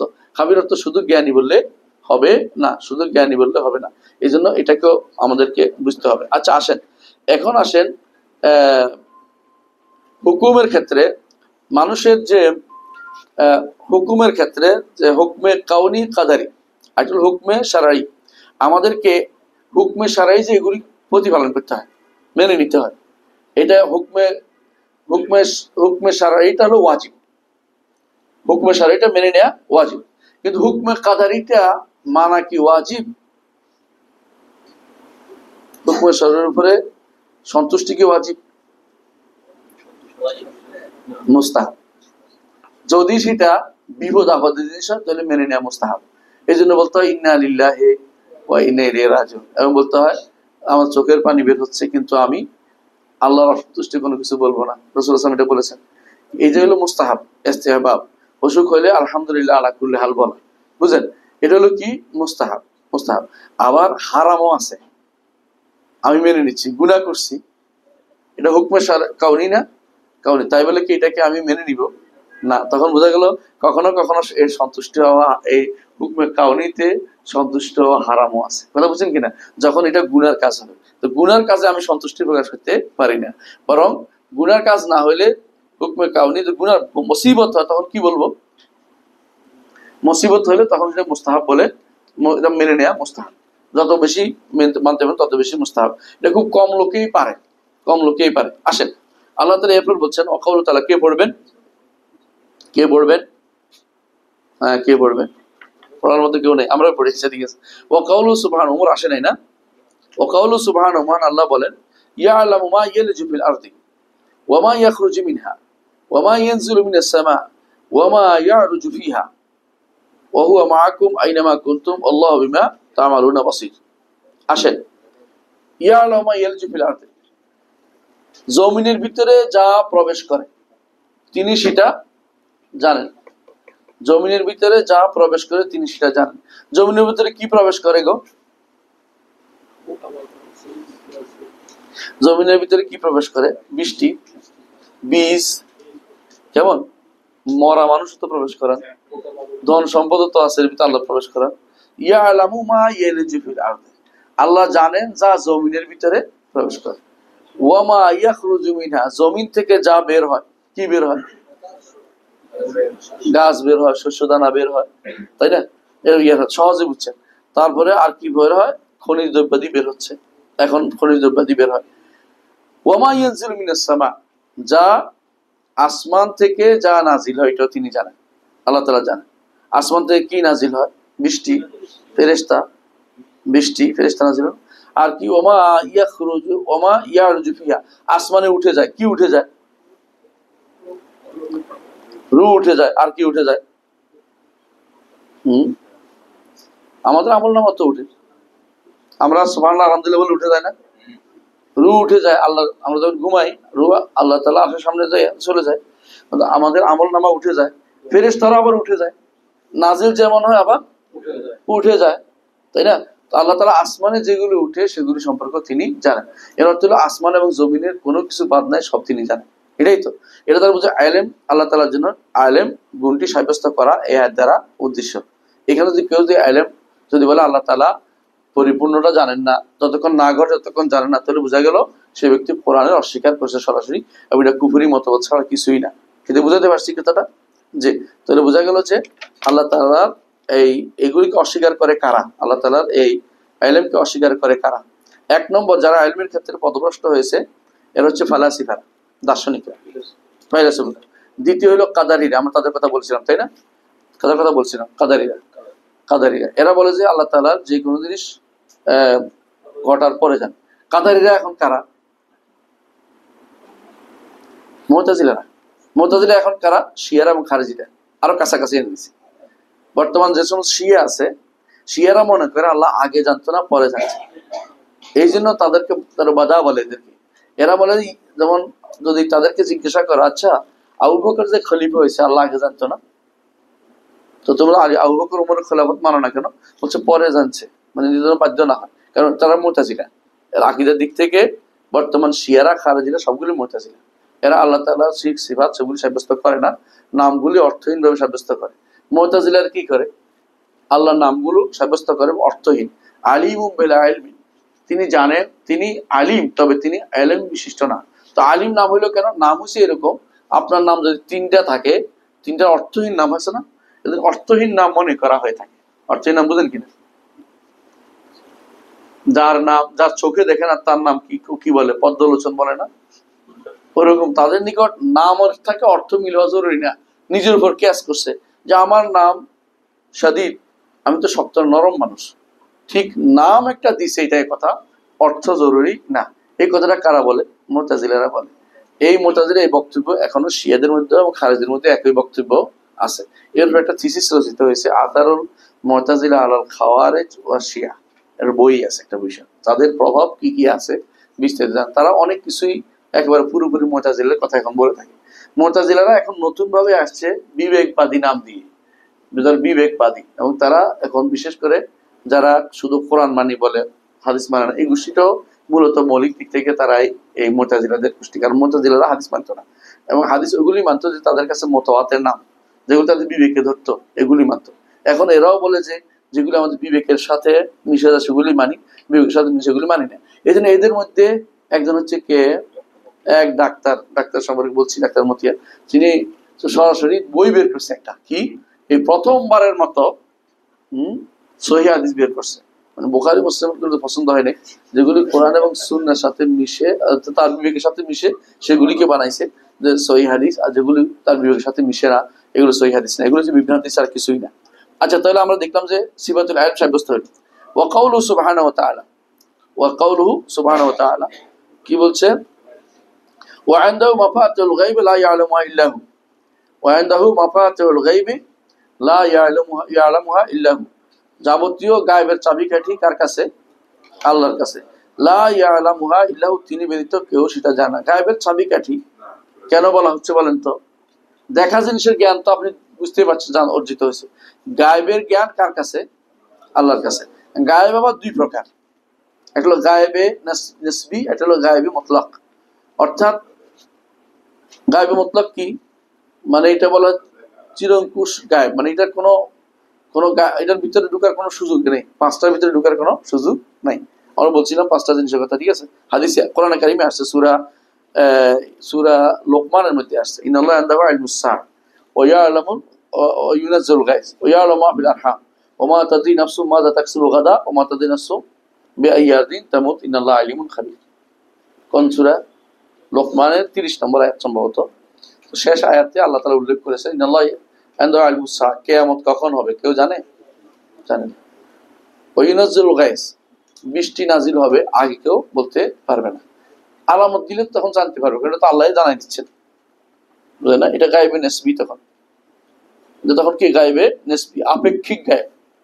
তখন হয়তো আবহাওয়া অফিস ওই দেখে বুঝছে, হ্যাঁ, আবহাওয়া অফিস তার অবস্থান দেখে বুঝছে যে এটাতে এইটা জমছে এটা জমছে বলতে পারতেছে, এটা তো আল্লাহ তখন জানাই দিচ্ছেন, তখন গায়েবে আর গায়েবে নাই, গায়েব মতলক নাই, গায়েবে নেসবি হয়ে গেছে। 3 নম্বরে মাহফিল আরহাম, মায়ের ভ্রূণে কি আছে সেটা, মায়ের পেটে কি আছে এটা বলতে পারে। এখন অনেকে বলে যে আল্ট্রাসোনোগ্রাফি, এটা আসার পরে, দুনিয়াতে আসার পরে তো বাবা মাও জানে কি হয়েছে না হয়েছে। তো এটা কি, এটা তো আর এটার মাহফিল আরহাম বলা হয়েছে, বলে নাই যে বাচ্চা কি ছেলে নামে, এটা বলে নাই। অনেকে অনুবাদ করে, ভুল ব্যাখ্যা করে নিজে বিপদে পড়ে। বলা হচ্ছে যে মায়ের রাহায়ের মধ্যে কি আছে, সন্তান হবে কি হবে না, এটা বলা কিন্তু অগ্রিম কারো পক্ষে সম্ভব না। পরবর্তীতে বুঝতে পারে বিভিন্ন আলামত দেখে, এবং এই রাহায়ের মধ্যে কি আছে কেউ বলতে পারবে না। তারপর বলছে তারপর বলছে না, হ্যাঁ, যে আগামীকাল কি আয় করবে। আপনি অনেক আশা করে বসে আগামীকাল ওই অমুকখানে বিয়ে বাড়িতে খাবেন, দেখুন যে এমন এক বাজার লাগছে আপনি ওখানে যাইতেই পারেন নাই, এখানে যাওয়া দূরের কথা, আপনি আরো জায়গায় চলে গেছেন জরুরি কাজে। তাহলে বোঝা গেল এটা মানুষের পক্ষে জানা সম্ভব না। হ্যাঁ, অনেক সময় মানুষ বলে জানতে পারছি, তুমি আল্লাহ যদি না দিত তুমি জীবনেও বলতে পারতে না, দিতে পারবে। এরপরে ধরেন সর্বশেষ হচ্ছে কোথায় মারা যাবে। অনেকে আছে নিজের কবর তৈরি করে রাখে, আমি দেখছি, হ্যাঁ, খুলনাতে একজনের, তার বড় আলেম ছিল, ভালো মানুষ ছিলেন, তো তিনি কবর তৈরি করে রাখছে খুলনা এক জায়গায়। আমি বলছি এটা কিসের কবর, আর তো উনি তো মরেন নাই, আগে থেকে তৈরি করে রেখেছে। পরে ওনাকে ওখানে কবর দিয়ে দেওয়া হয়নি, ওনাকে ওনার দেশের বাড়িতে পিরোজপুরের দিকে নিয়ে গেছে কবরের জন্য। তো বোঝা গেল যে কবর কে কোথায় মারা যাবে কেউ বলতে পারে না। ইসলামী ইতিহাসটা স্পষ্ট জিনিস যে কবর কোথায় হবে কেউ বলতে পারবে না, যত মানুষ কখন কোথায় মারা যাবে। এখন বলতে আমি ধরে রাখছি এখানে মরতে হইব, তো এটা তো বিভিন্ন আপনি এটা তৈরি করছেন, কিন্তু বাস্তবে এটা জানার কোনো সুযোগ নেই। এমন হইতে পারে এই মুহূর্তে এখানে আপনি মনে করছেন যে আসলে এই মুহূর্তে এখানে মৃত্যু নাও হইতে পারে, ঠিক আরেক জায়গায় মৃত্যু হইতে পারে। তো বিভিন্ন আলামত দেখে বলা আর বাস্তব জানা এক জিনিস না, দুটাকে এক জিনিস মনে করার কোনো কারণ নাই। আলামত দেখে বলার পরে অনেক সময় ঠিক হয় না, অনেক সময় মরতে মরতে বেঁচে গেছে, কি বউরে নিয়ে গেছে হাসপাতালে, বউ মরে যাবে, দেখো স্বামী কিছুক্ষণ পরে মরে গেছে, বউ আরো অনেক বছর বেঁচে গেছে। তাহলে আলামত দেখেও ঠিক মতো বলা যায় না, ঠিকটা বলা যায় না। এই জন্য মাফায়াতি হলো গায়েবের চাবিকাঠি কার কাছে, লা ইয়ালামু ইল্লা তিনি ব্যতীত কেউ জানে না। ওয়ায়ালামু মা ফিল আরহামি ওয়ায়ালামু মা ফিল বাররি ওয়াল বাহর, ডাঙ্গায় এবং সমুদ্রে কি আছে কে জানেন, আল্লাহ। ওয়ামা তাসকুতু মিন ওয়ারাকাতিন ইল্লা ইয়ালামুহা, গাছের একটা পাতা পড়লে কে জানে, আল্লাহ তাআলা জানেন। ওয়ালা হাববাতিন ফি যুলুমাতিল আরদি ওয়ালা রাতবিন ওয়ালা ইয়াবিসিন ইল্লা ফি কিতাবিম মুবিন, একটা হাব্বা, একটা দানা মানে একটা শস্য দানা যেটাকে বলে, সেটা জমিনের অন্ধকারে অথবা কোনো ভিজা জায়গাতে অথবা শুকনো জায়গাতে যেটাই পড়ুক এখন আর জানার মধ্যে নাই, ইল্লা ফি কিতাবিম মুবিন, সবই আল্লাহ তাআলার কিতাবের মধ্যে লেখা আছে। কিতাবটা কি, লহে মাহফুজে সব লেখা আছে, লহে মাহফুজে সব লেখা আছে। তাহলে বোঝা গেল যে এই সবগুলি শুধু জানা, যেমন আমরা এখানে উনি আনছে এটা বোঝানোর জন্য, আল্লাহ তাআলার ইলমের বিষয়টা জানানোর জন্য। এটা দ্বারা তিনি রদ করেছেন কাদেরকে, কাদারিয়া, জাবারিয়া, তারপরে মুতাজিলা, হ্যাঁ, তারপরে ফালাসিফা। যারা ফালাসিফারা কি মনে করে আল্লাহ তাআলা মৌলিক জিনিস শুধুমাত্র মূল জিনিস জানেন, অতিরিক্ত জিনিস জানেন না, এগুলি তিনি রদ করেছেন। আল্লাহ ইবনে তাইমিয়া রদ করেছেন। তাহলে এই আয়াত থেকে আমরা কি পাইলাম, এক নম্বর হচ্ছে সিফাতুল ইলম সাব্যস্ত করা, দ্বিতীয়ত মুতাজিলাদের রদ করছে, যারা বলে যে আলিম তবে তিনি তার ইলম নাই, এটা রদ করেছেন। কারণ তিনি জানেন বলতেছেন, এটা জানেন এটা জানেন এটা জানেন বলেছেন, অবশ্যই তিনি বিস্তারিত জানেন। আচ্ছা, আর ইলম, তার ইলম, তৃতীয় উপকারিতা হচ্ছে তার ইলম সবকিছুকে পরিবেশন করে আছে। চতুর্থ উপকারিতা হচ্ছে যে রাসূলুল্লাহ সাল্লাল্লাহু আলাইহি ওয়াসাল্লাম গায়েব জানে, এটা বলা যাবে না, গায়েব জানে কে, আল্লাহ।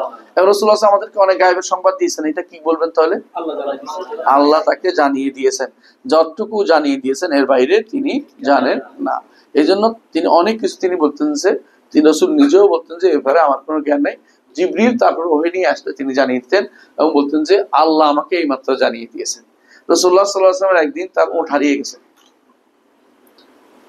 তো মুনাফিকরা বলতে আরম্ভ করলো যদি তিনি রাসূল হন তাহলে বলেন না কেন, কোথায় ওট আছে, ওনার খবর আসে না কেন?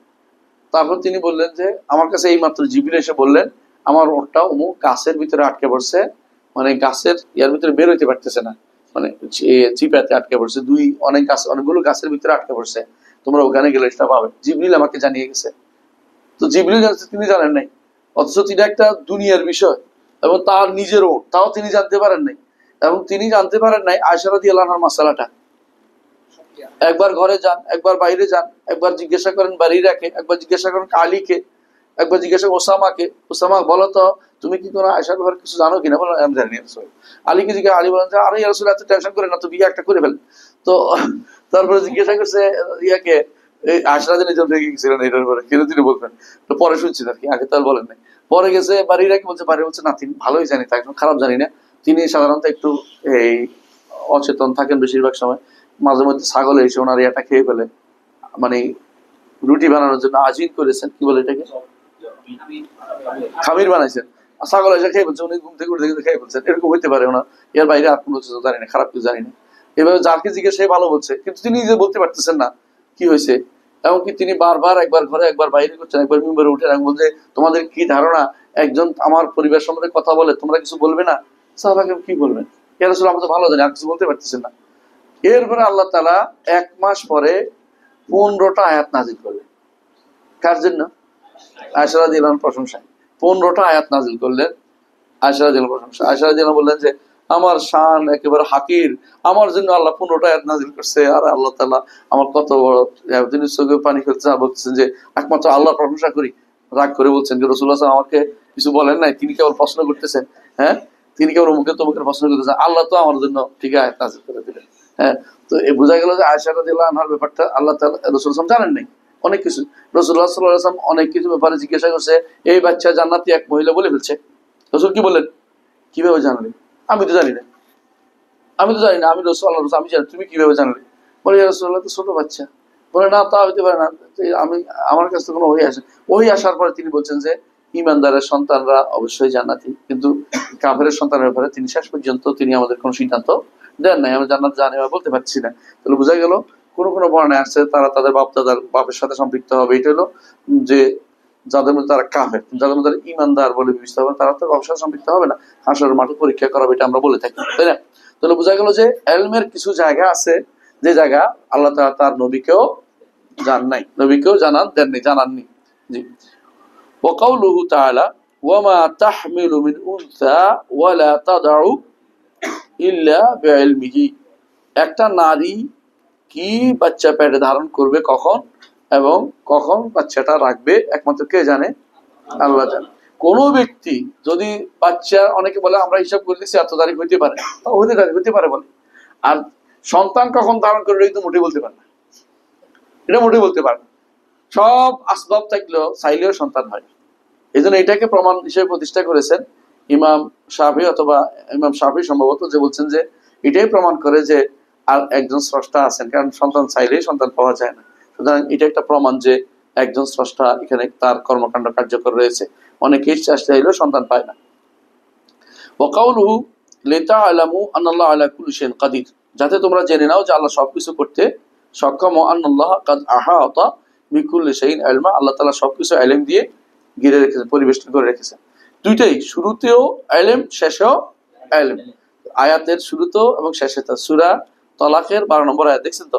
তো এর দ্বারা কি বুঝাইলেন? যে আল্লাহ তাআলা তিনি সবকিছু করতে সক্ষম, এটা যেমন বুঝাচ্ছেন, সাথে ইহাতাও বুঝাচ্ছেন, ইলমও বুঝাচ্ছেন। ইলম গুণ সাব্যস্ত হইলো, ইহাতা গুণ সাব্যস্ত হইলো, কুদরত গুণও সাব্যস্ত হইলো, তাহলে একই সাথে। কিন্তু উদ্দেশ্য ওনার এখানে আনা এই জন্য যে ইলম, আল্লাহ তাআলা ইলম গুণটা সাব্যস্ত করা, আল্লাহ তাআলা ইলম গুণটা সাব্যস্ত করা। আচ্ছা, তো এখানে একটা জিনিস আছে যে সবকিছু তার ইলমের অন্তর্ভুক্ত, কুল্লু শাইইন কাদির, ওয়ান আল্লাহ আহাতা কুল্লি শাইইন ইলমা, সবকিছু ইলম দিয়ে পরিবেশন করে রাখছেন। এর অর্থ হলো পরিবেষ্টনটা কি দিয়া? ইলম দিয়া। বুঝছেন তো কথাটা? তো যেখানে যেখানে আল্লাহ তাআলা পরিবেশনের কথা বলছে সেখানে কিন্তু ইলম দিয়ে পরিবেশন অর্থ হবে, এটা মনে রাখবেন, সব জায়গায় এটা মনে রাখবেন। আহাত অর্থই ইলম দিয়ে পরিবেশন করা, কুদরত দিয়ে পরিবেশন করা, ক্ষমতা দিয়ে, হুকুম, সবকিছু দিয়ে পরিবেশনের, সৃষ্টিকে পরিবেশন করে আছেন। তাই বলে আমরা পরিবেশন অনেক সময় কি দিয়ে করি? কাপড় দিয়ে পেঁচায় রাখি, হাত দিয়ে ধরে রাখি, এগুলো যেন উদ্দেশ্য কারো না বুঝেন, মনে রাখতে হবে। কারণ স্রষ্টা কোথায়? আরশের উপরে, ওখান থেকে তিনি সবকিছু তার ইলম দিয়ে সবকিছু পরিবেষ্টন করে আছেন। এইভাবে ঈমান আনতে হবে, যেভাবে আমরা বলে থাকি। আমরা কি বুঝাতে পারছি কথাটা? আচ্ছা, এখন এখানে কুদরতের কথা আসছে, তাই না? কুদরতের কথা আসছে না? কাদির, কুদরত আসছে না? কুদরত, সবকিছুকে তিনি ইলমের সাথে কুদরতের কেন উল্লেখ করলেন? কারণ ইলমের একটা অংশ হচ্ছে তাকদীর নির্ধারণ। সৃষ্টিকুলের তাকদীর নির্ধারণ করছেন না আল্লাহ। এই জায়গাটা একটা ভুল হয়ে বলে যাচ্ছি। আল্লাহ তাআলা সৃষ্টিকুলের তাকদীর নির্ধারণ করেছেন, তাই তো? কি নির্ধারণ করেছেন তিনি জানেন কিনা? জানেন কিনা? জানেন। তিনি জানেন কি নির্ধারণ করেছেন। এখন এই জায়গায় এসে মুতাজিলারা খুব বিপদে পড়ে গেছে। মুতাজিলারা বিপদে পড়ে গেছে। তো তাদেরকে যদি জিজ্ঞাসা করা হয়, মানে এমনিতে আমাদের সালফে নীতি হচ্ছে তাকদীর হচ্ছে আল্লাহর ইলম, মানে আল্লাহর ইলম। তাকদীর হচ্ছে আল্লাহর কুদরত, দুটোই আছে। সালফে সালেহিনরা বলতেন, অর্থাৎ তাকদীর আল্লাহর কুদরত অন্তর্ভুক্ত। তিনি কুদরতের ভিত্তি নির্ধারণ করেছেন, তার ক্ষমতা নির্ধারণ করেছেন, কাকে কি নির্ধারণ করেছেন। ওরে এই সুরত দিব, ওরে এই সুরত দিব, ওরে টুপিওয়ালা বানাবো, ওরে দাড়িওয়ালা বানাবো, দাড়ি কম দিব, এই নির্ধারণ করে রাখছেন আল্লাহ তাআলা। আপনার কিছু বলার নাই এখানে। আপনি চেয়ে আনছেন না, আপনি চেয়ে জানেন নাই। এখন কেউ যদি বলে এটা যে আমি করব বলে আল্লাহ তাআলা নির্ধারণ করছে, এটা হারাম কাজ, সেটা কুফরি হবে। বুঝে না কথাটা? কারণ আমি তাহলে বোঝা গেল আমার করাটা আগে, আল্লাহর লেখা, আল্লাহর নির্ধারণটা পরে হয়ে যাচ্ছে। বরং এইটা হচ্ছে সবচেয়ে বড় কুফরির অন্তর্ভুক্ত। এটা কেন বলছি, এটা বলার জন্য বলতেছি। তো মুতাজিলারা যখন দেখলো, বা কাদারিরা যখন দেখলো, মুতাজিলা কাদারি একই জিনিস, একই গোষ্ঠীর দুইটা নাম, এবং তারা মুতাজিলা আরো বেশি খারাপ অবস্থায় নিয়ে গেছে। কাদারিরা শুধু একটা জায়গাতে সমস্যা করছে, আল্লাহর আফআল ফেল তাকদীর নির্ধারণ নিয়ে তাদের সমস্যা ছিল। তারা চিন্তা করছে আল্লাহ যদি কোনো জানে, আল্লাহ জানে আমি কি এর বিরুদ্ধে যেতে পারি? তো আল্লাহ তাহলে জানে না, তাহলে কি করতে হয়? তারা দুই পাই করছে। একটা হচ্ছে আমাদেরটা হওয়ার পরে আল্লাহ জানে, এটা হচ্ছে একটা কথা। আরেকটা গোষ্ঠী বলছে আল্লাহ জানে, তবে আমি করব বলে আল্লাহ জানে। দুই ফেস বের করছে। কেন? যাতে করে আল্লাহর ইলমের উপরে মানে কোনো কিছু নির্ধারিত না হয়ে যায়। নির্ধারিত হলে আমার আর কাজ কি বল মনে করে তারা। ভুলটা কোন জায়গায় বুঝছেন তো? ভুলটা কোন জায়গায় বুঝছেন তো? তারা আমার যদি নির্ধারিত হয়ে রয়েছে, আল্লাহ নির্ধারণ করে রাখছে, তারা ইলম অনুসারে নির্ধারণ করে রাখছে, তাহলে আমার কি কাজ? নির্ধারিত হয়ে আছে, আমি কেন করবো? ওরা বুঝে নাই যে নির্ধারিত হওয়ার পরেও আল্লাহ আমাকে সীমিত ক্ষমতা দিয়েছেন এর ভিতরে চলার জন্য। এটা বড় কঠিন জায়গা। নির্ধারিত হওয়ার পরে এরপরে স্পেস দেওয়াটা বিশাল জায়গা, বিশাল কাজ। একটা কিছু নির্ধারণ করে দিয়েছেন, এই নির্ধারণের ভিতরে স্পেস দিয়েছেন, নির্ধারণের ভিতরে স্পেস। এটা এইটা এই নয় যে নির্ধারণ করে দিয়েছেন আমি এখন বাইরের কোনো ক্ষমতা দিয়ে চলতে পারবো, তা নয়। নির্ধারণ করে দিয়েছেন, আবার স্পেসও দিচ্ছেন আমাকে। এই স্পেসটা দিছে কি দিছে না, এটা কেমনে বুঝবো? করতে পারার আগে পরে বুঝতে পারবো, এর আগে বুঝতে পারবো না। আমি যদি কাজটা করতে পারি, আল্লাহ নির্ধারণ করছে আমি আগে নসল আদায় করবো, বুঝছো তো? এবং আমাকে স্পেস দিচ্ছেন এটা ক্ষমতাটা বাস্তবায়ন করার জন্য। আমি যদি নামাজটা পড়ি, তখন বুঝতে পারবো যে আলহামদুলিল্লাহ আল্লাহ আমাকে এই কাজটা করার তৌফিক দিয়েছেন। আর এটা যদি আমি না পড়ি, তখন বুঝবো যে আমি দুর্ভাগা, আমি তৌফিক প্রাপ্ত হইনি, আমি এই দিন সিরাতাল মুস্তাকিমের ভিতরে আসতে পারিনি, সিরাতাল চাইতে পারিনি। এখন যে আপনি যদি কোনো পেশান, এটা সারাদিন যদি পেশান যে আল্লাহ লিখছে এই জন্য আমি করছি, আমি আল্লাহ জানি আমি করবো বলে আল্লাহ যাই না, তারপর লিখে দিছে, তাহলে আমি সর্বসর্ব হয়ে যাচ্ছি। এটা ইসলামী শরীয়তের নীতি নয়, ইসলামী নীতি নয়। এইটা কিন্তু আপনি বলেন এটা তো তাহলে জাবর হয়ে যায়, বাধ্য হয়ে যায় না। বাধ্যও বলে না, কারণ আমাকে তো কি দিছে? স্পেস দিয়েছে। বাধ্য করছে আল্লাহ তাআলা কাকে? সূর্যকে চলতে, কিন্তু সূর্য চলে না, ও স্পেস দিছে না? দিছে তো। এখন যে কেউ বলে আল্লাহ বলছে আশ-শামসু তাজরি, সূর্য চলে, তবে সূর্য চলে। এমন নয় যে তিনি শুধু চালান বলে চলে, এইটাই বলে যে সূর্য চলবে বলে লিখছে, তা নয়। সূর্যকে চলার জন্য তিনি লিখেছেন, সূর্য চলতেছে, বুঝলেন কথাটা? কিন্তু সূর্য চলে, আল্লাহ লিখছেন সূর্য চলে। এখানে তিনি যে কাজটা করেন সেটা হচ্ছে এই জায়গাতে শরীয়ত দেন, আমাকে শরীয়তের জ্ঞান দিচ্ছেন, শরীয়ত হিসেবে মোকাল্লাফ করেছেন। গাছকে উপরে উঠতে লিখছেন, গাছ উপরে উঠবে, তাকে উঠার জন্য সেটাও দিচ্ছেন, বুঝছেন তো? কিন্তু শরীয়ত বিরোধিতার কথাটা তিনি দেন নাই গাছকে।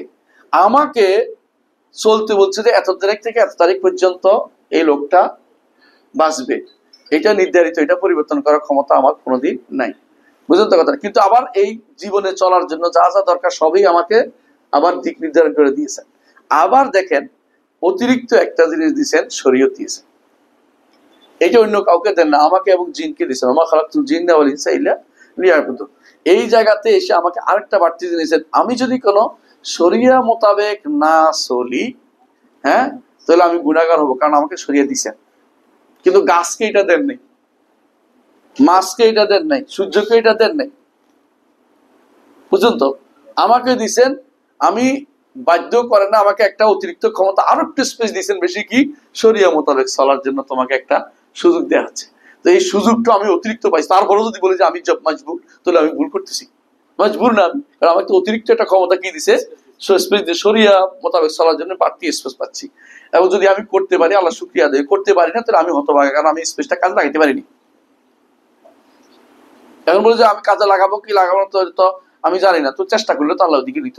এর মালু বা কুল্লুন মুয়াসসার লিমা খুলিকা, তুমি কাজ করার চেষ্টা করে দেখবে আল্লাহ তোমাকে সহজ করে দিচ্ছে। এক বিগত গেলে আল্লাহ তোমার জন্য, তুমি এক বিগত আগে আসো, তোমার জন্য আল্লাহ এক হাত আগে আসবে, মানে তোমার জন্য স্পেসটা আরো বড় করে দিবে। যে তুমি আসো, আমার বন্ধা এগিয়ে আসছে, আমি তাকে সহজ করে দিই কাজটা। এইটা হচ্ছে শরীয়তের বিধান। এইটা না বুঝার কারণে তাকদীরের মাসলা তো পুরো বলতে ভুল করে যাচ্ছে সারা জীবন সবাই। এই মাসলা বলতে ভুল করছে কে? একজন তো অনুবাদ করছে মোহাম্মদ ইবনে ইব্রাহিম আল হামাদ, ওনার একটা বই আছে কাদা আল কাদের উপরে, যেটা ইয়া থেকে বেরোইছে, এই তাকদীর বেরোইছে আসুন্নাহ লাইব্রেরি থেকে। এইটার মধ্যে টিকা দিয়ে দিয়ে এটাকে বরবাদ করে রেখেছে, অনেক জায়গায় টিকা দিয়ে বরবাদ করছে, দেখবেন না ভালো করে। আরেকটা হলো শেখ মোহাম্মদ সালেহ উসাইমিনের এই আকীদাল ওয়াসিতিয়া টিকা দিয়ে একজনে বরবাদ করে ফেলছে, এবং সে শুদ্ধ করার নিয়ত তার নাই, ঝগড়াঝাটি করতেছে সারাদিন। একজন মানুষ ভুল হলে শুদ্ধ করা উচিত, ভুল হলে শুদ্ধ করা উচিত, কোনোদিনই তর্ক করা উচিত না। এটা আইনের কথা। আল্লাহ এইটা যদি কোনো, সে যদি কোনো আর কিছু না হয়, সালাফদের বই পড়লে যথেষ্ট। সলফে সালেহিন এটাই বলছেন যে হাত্তাল আইজ ওয়াল কাইস, একজন কি পারবে কি পারবে না এটা আল্লাহ নির্ধারণ করছে। এখন যদি বলে আমি পারবো না, এটা নির্ধারণ করে, আমি পারবো না এটা আল্লাহ নির্ধারণ করছে, এটা আমি ইখতিয়ার করতে পারি? এটা বেহুদা কথা না। আমি পারবো, কে চায় না না পারতে? সবাই চায় পারতে। আমি করব বলে আল্লাহ নির্ধারণ করছে, কথা বলা কোনোভাবে জায়েজ না, এটা কুফরি কথা, এটা কোনোভাবে বলা যাবে না। আল্লাহ তাআলা সবকিছু আলা কুল্লি শাইইন কাদির ওয়া আল্লাহ কাদ আহাতা কুল্লি শাইইন ইলমা, এটুকু আমাদের আলোচনার ভিতরে থাকে। এরপর আসি, লম্বা না করি, এরপরে আসি যে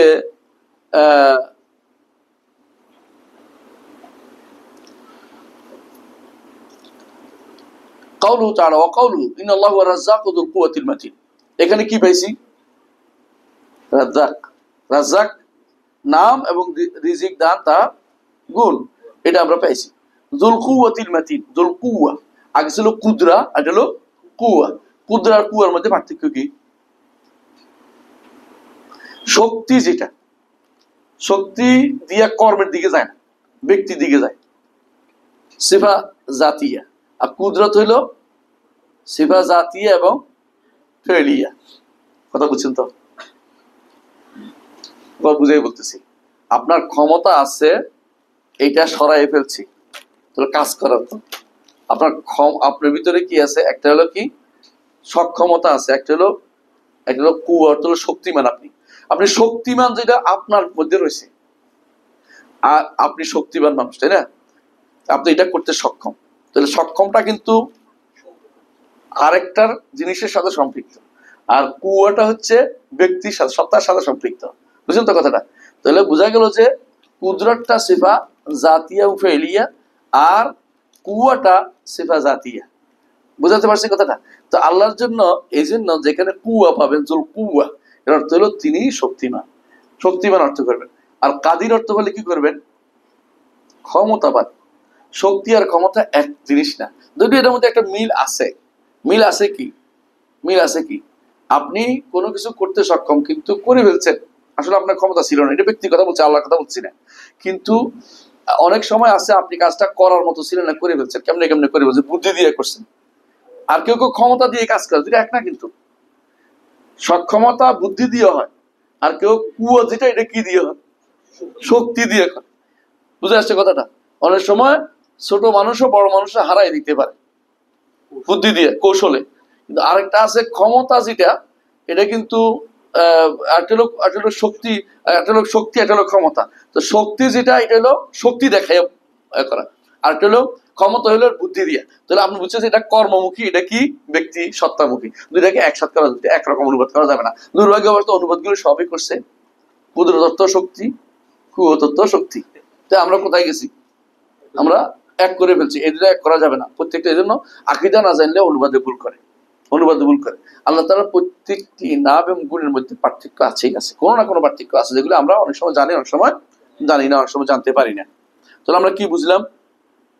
যে ইন্নাল্লাহু ওয়া রাজ্জাকু যুল কুওয়াতিল মাতিন, তাই না? এখন আসেন রাজ্জাক, রিজিক। রিজিক কিন্তু দুই প্রকার। একটা হচ্ছে যে জিনিস দুনিয়াতে কাজে লাগে সবই রিজিক, ঈমান, তার ইলম, তারপরে আপনার জন্য সন্তান সন্ততি দেয়, সব কিন্তু রিজিক। আবার রিজিকের আরেকটা হচ্ছে যেটা মানুষের খায়, সবাই খায়, প্রাণীকুল সবাই খায়, আম। তাহলে রিজিক আছে, কি আছে? নাম মাত্র রিজিক আছে, যেটা সবাই পায়। একটা হলো আসল রিজিক আছে, সেটা কে পায়? ইমানদাররা পায়, ইমানদাররা পায়। তাহলে সব এমন একটা দিক থেকে রিজিক আল্লাহ সবাইকে দেয়, সব মানুষকে রিজিক দেয়। আরেকটা দিচ্ছি রিজিক, বিশেষ রিজিক কাকে দেয়? ইমানদারদেরকে দেয়। এটা কিরকম? আমরা আগে বলছিলাম, একটা হলো মুতলাকুল ঈমান, একটা হলো ঈমানুল মুতলাক। পার্থক্য মনে আছে? কে মনে রাখছেন? মুতলাকুল ঈমান তো নাম মাত্র ঈমান, আর ঈমানুল মুতলাক মানে পরিপূর্ণ ঈমান। নাম মাত্র ঈমান পরিপূর্ণ এক কথা না। আল্লাহ তাআলা রিজিক সবাইকে দেন। তো রিজিক যেটা কাফের অন্যদেরকে দেন, কাফের ফাসিকদের দেন, ওদেরকে দেন কোনটা? যেহেতু রাজ্জাক, সেই হিসাবে নামমাত্র রিজিক তাদেরকে দেন। আর ঈমানদারদের জন্য দুনিয়া তো সুন্দর রিজিক, হ্যাঁ, আখিরাত তাদের জন্য সর্বোত্তম রিজিক, তাদের ব্যবস্থাপনা আল্লাহ তাআলা করবেন। সে সর্বদিক থেকে তিনি কি? রাজ্জাক। তিনি রাজ্জাক। এটার উপরে আমাদের বিষয়। আরেকটা হলো মাতিন, এটা আরেকটা গুণ আল্লাহর জন্য। সেটা কি? মাতিন হচ্ছে যার শক্তিতে তিনি পরিপূর্ণ। শক্তি, কু অর্থ শক্তিমান, আর মাতিন অর্থ হলো পরিপূর্ণ শক্তিমান। তাহলে অর্থ কিন্তু বেশ কম আছে।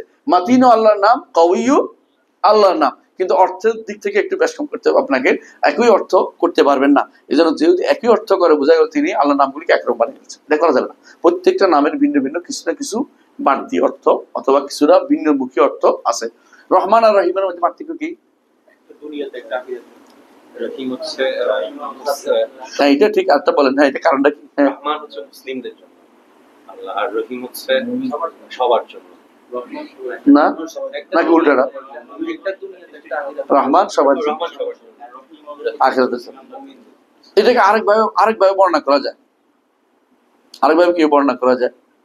রহিমটা হচ্ছে রহমান, এটা আরেক অর্থ আছে। রহমানটা হচ্ছে তিনি রহমতের আধার, আর রাহিম হচ্ছে ইয়ারহামু মান ইয়াশা, মানে কর্মমুখী, মানে মানুষকে তিনি রহম দেন, যাকে ইচ্ছা তাকে রহমত করবেন। বুঝে আসছে? আর রহমান হচ্ছে তিনি রহমতের আধার।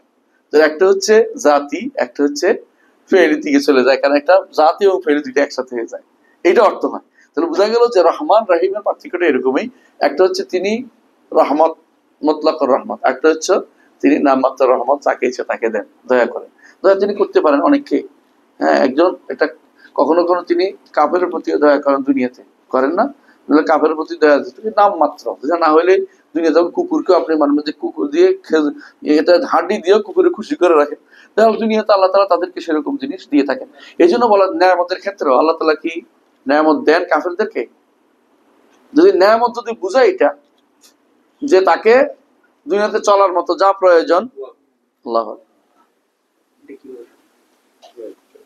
হতে পারে, সমস্যা কি? আল্লাহ তাআলা দুনিয়াতে যদি এটা বোঝানোর উদ্দেশ্য যে দুনিয়াতে চলার মতো তার যারা দরকার ছিল, এই নেয়ামত দিচ্ছেন। কিন্তু আসল নেয়ামত যদি নেয়ামতুল মুতলাকা বলেন, আল্লাহ তাআলা কাফেরকে কোনো নেয়ামত দেন নাই।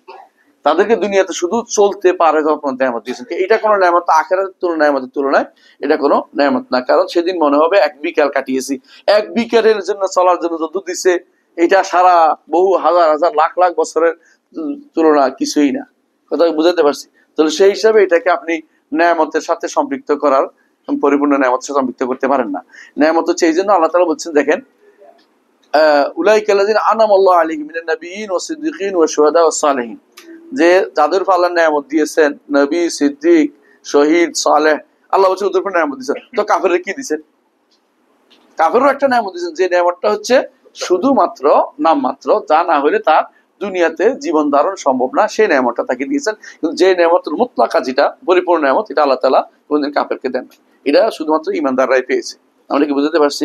সামনে আগান, আমরা একটু পড়ি। টাইম কেমন হয়েছে? 38 হয়ে গেছে না? আচ্ছা, 3 মিনিট পরে বিসমিল্লাহির রহমানির রহিম। তারপরে হচ্ছে একটা দুই আয়াত শেষ করি, কারণ এটা কুওয়াতের মাসলা আসতেছে না, তাও দেখছি। হ্যাঁ, ওয়াকাউলু লাইসা কামিসলিহি শাইউন হুয়াস সামিউল বাসীর। এখানে কি জন্য আনছে? সামি এবং বাসীর, এই দুইটা সাব্যস্ত করার জন্য। আচ্ছা, এই দুইটার মধ্যে সামি এবং বাসীরের মাসলা আপনি হয়তো বলতে পারেন। যারা বলে সামি বাসীর, মুতাজিলারা বলে যে সামি এবং বাসীর অর্থ নাম, কিন্তু অর্থ নাই। এটা রদ কি? হাদিসে আছে, রাসূলুল্লাহ সাল্লাল্লাহু আলাইহি ওয়াসাল্লাম সূরা ইন্নাল্লাহ সামিউম কানা সামিউম বাসীরা, সূরা কোন সূরা? ইন্নাল্লাহ ইয়ামুরুকুম আন তুআদ্দুল আমানাতি ইলা আহলিহা ওয়া ইযা হাকামতুম বাইনান নাস আন তাহকুমু বিল আদল, সূরা আলে ইমরান সম্ভবত, নাকি সূরা নিসা। এই আয়াতের মধ্যে আল্লাহ তিনি কি করছেন, যখন ইন্নাল্লাহ কানা সামিউম বাসীরা, আল্লাহ তাআলা শুনেন এবং দেখেন, এটা বলার জন্য তিনি কি করছেন? এক হাত চোখে দিবেন, আর এক আঙ্গুল চোখে দিবেন, আর এক আঙ্গুল কোথায় দিবেন? কানে দিবেন। শুনেন এবং দেখেন বুঝাই দিলেন। তারপরেও যদি বলে যে শুনেন না, দেখেন না, তাহলে তো আল্লাহ সরাসরি হাদিস অস্বীকার করেছেন। এখন মুতাজিলা কি বলে? হাদিস তো আমরা আগে থেকেই, মানে তাদের তো রেডি আছে, তারা আগে থেকে হাদিস বানানো, তো তারা আমি কেমন ধরি? তা তো মানিই না, মানে তার যে মানে না, তাকে আপনি কিভাবে বুঝাবেন? তাহলে বোঝা গেল যে এটাও আসছে। আসেন এরপরে আছে ওয়াকাউলু ইন্নাল্লাহ নি'মা ইয়াযুকুম বিহি ইন্নাল্লাহ কানা সামিউন বাসীরা। দুইটা সামি এবং বাসীর দুইবার আসছে কোরআনে কারিমে, আরো কয়েকবার আসছে। এদের মধ্যে সামি এবং বাসীর, এইটা আল্লাহ তাআলা সামি এবং বাসীর দুইটা নাম। আর সামি এবং বাসার সাব্যস্ত করতে হবে। সামি অর্থ কি? শোনা। বাসার অর্থ কি? দেখা।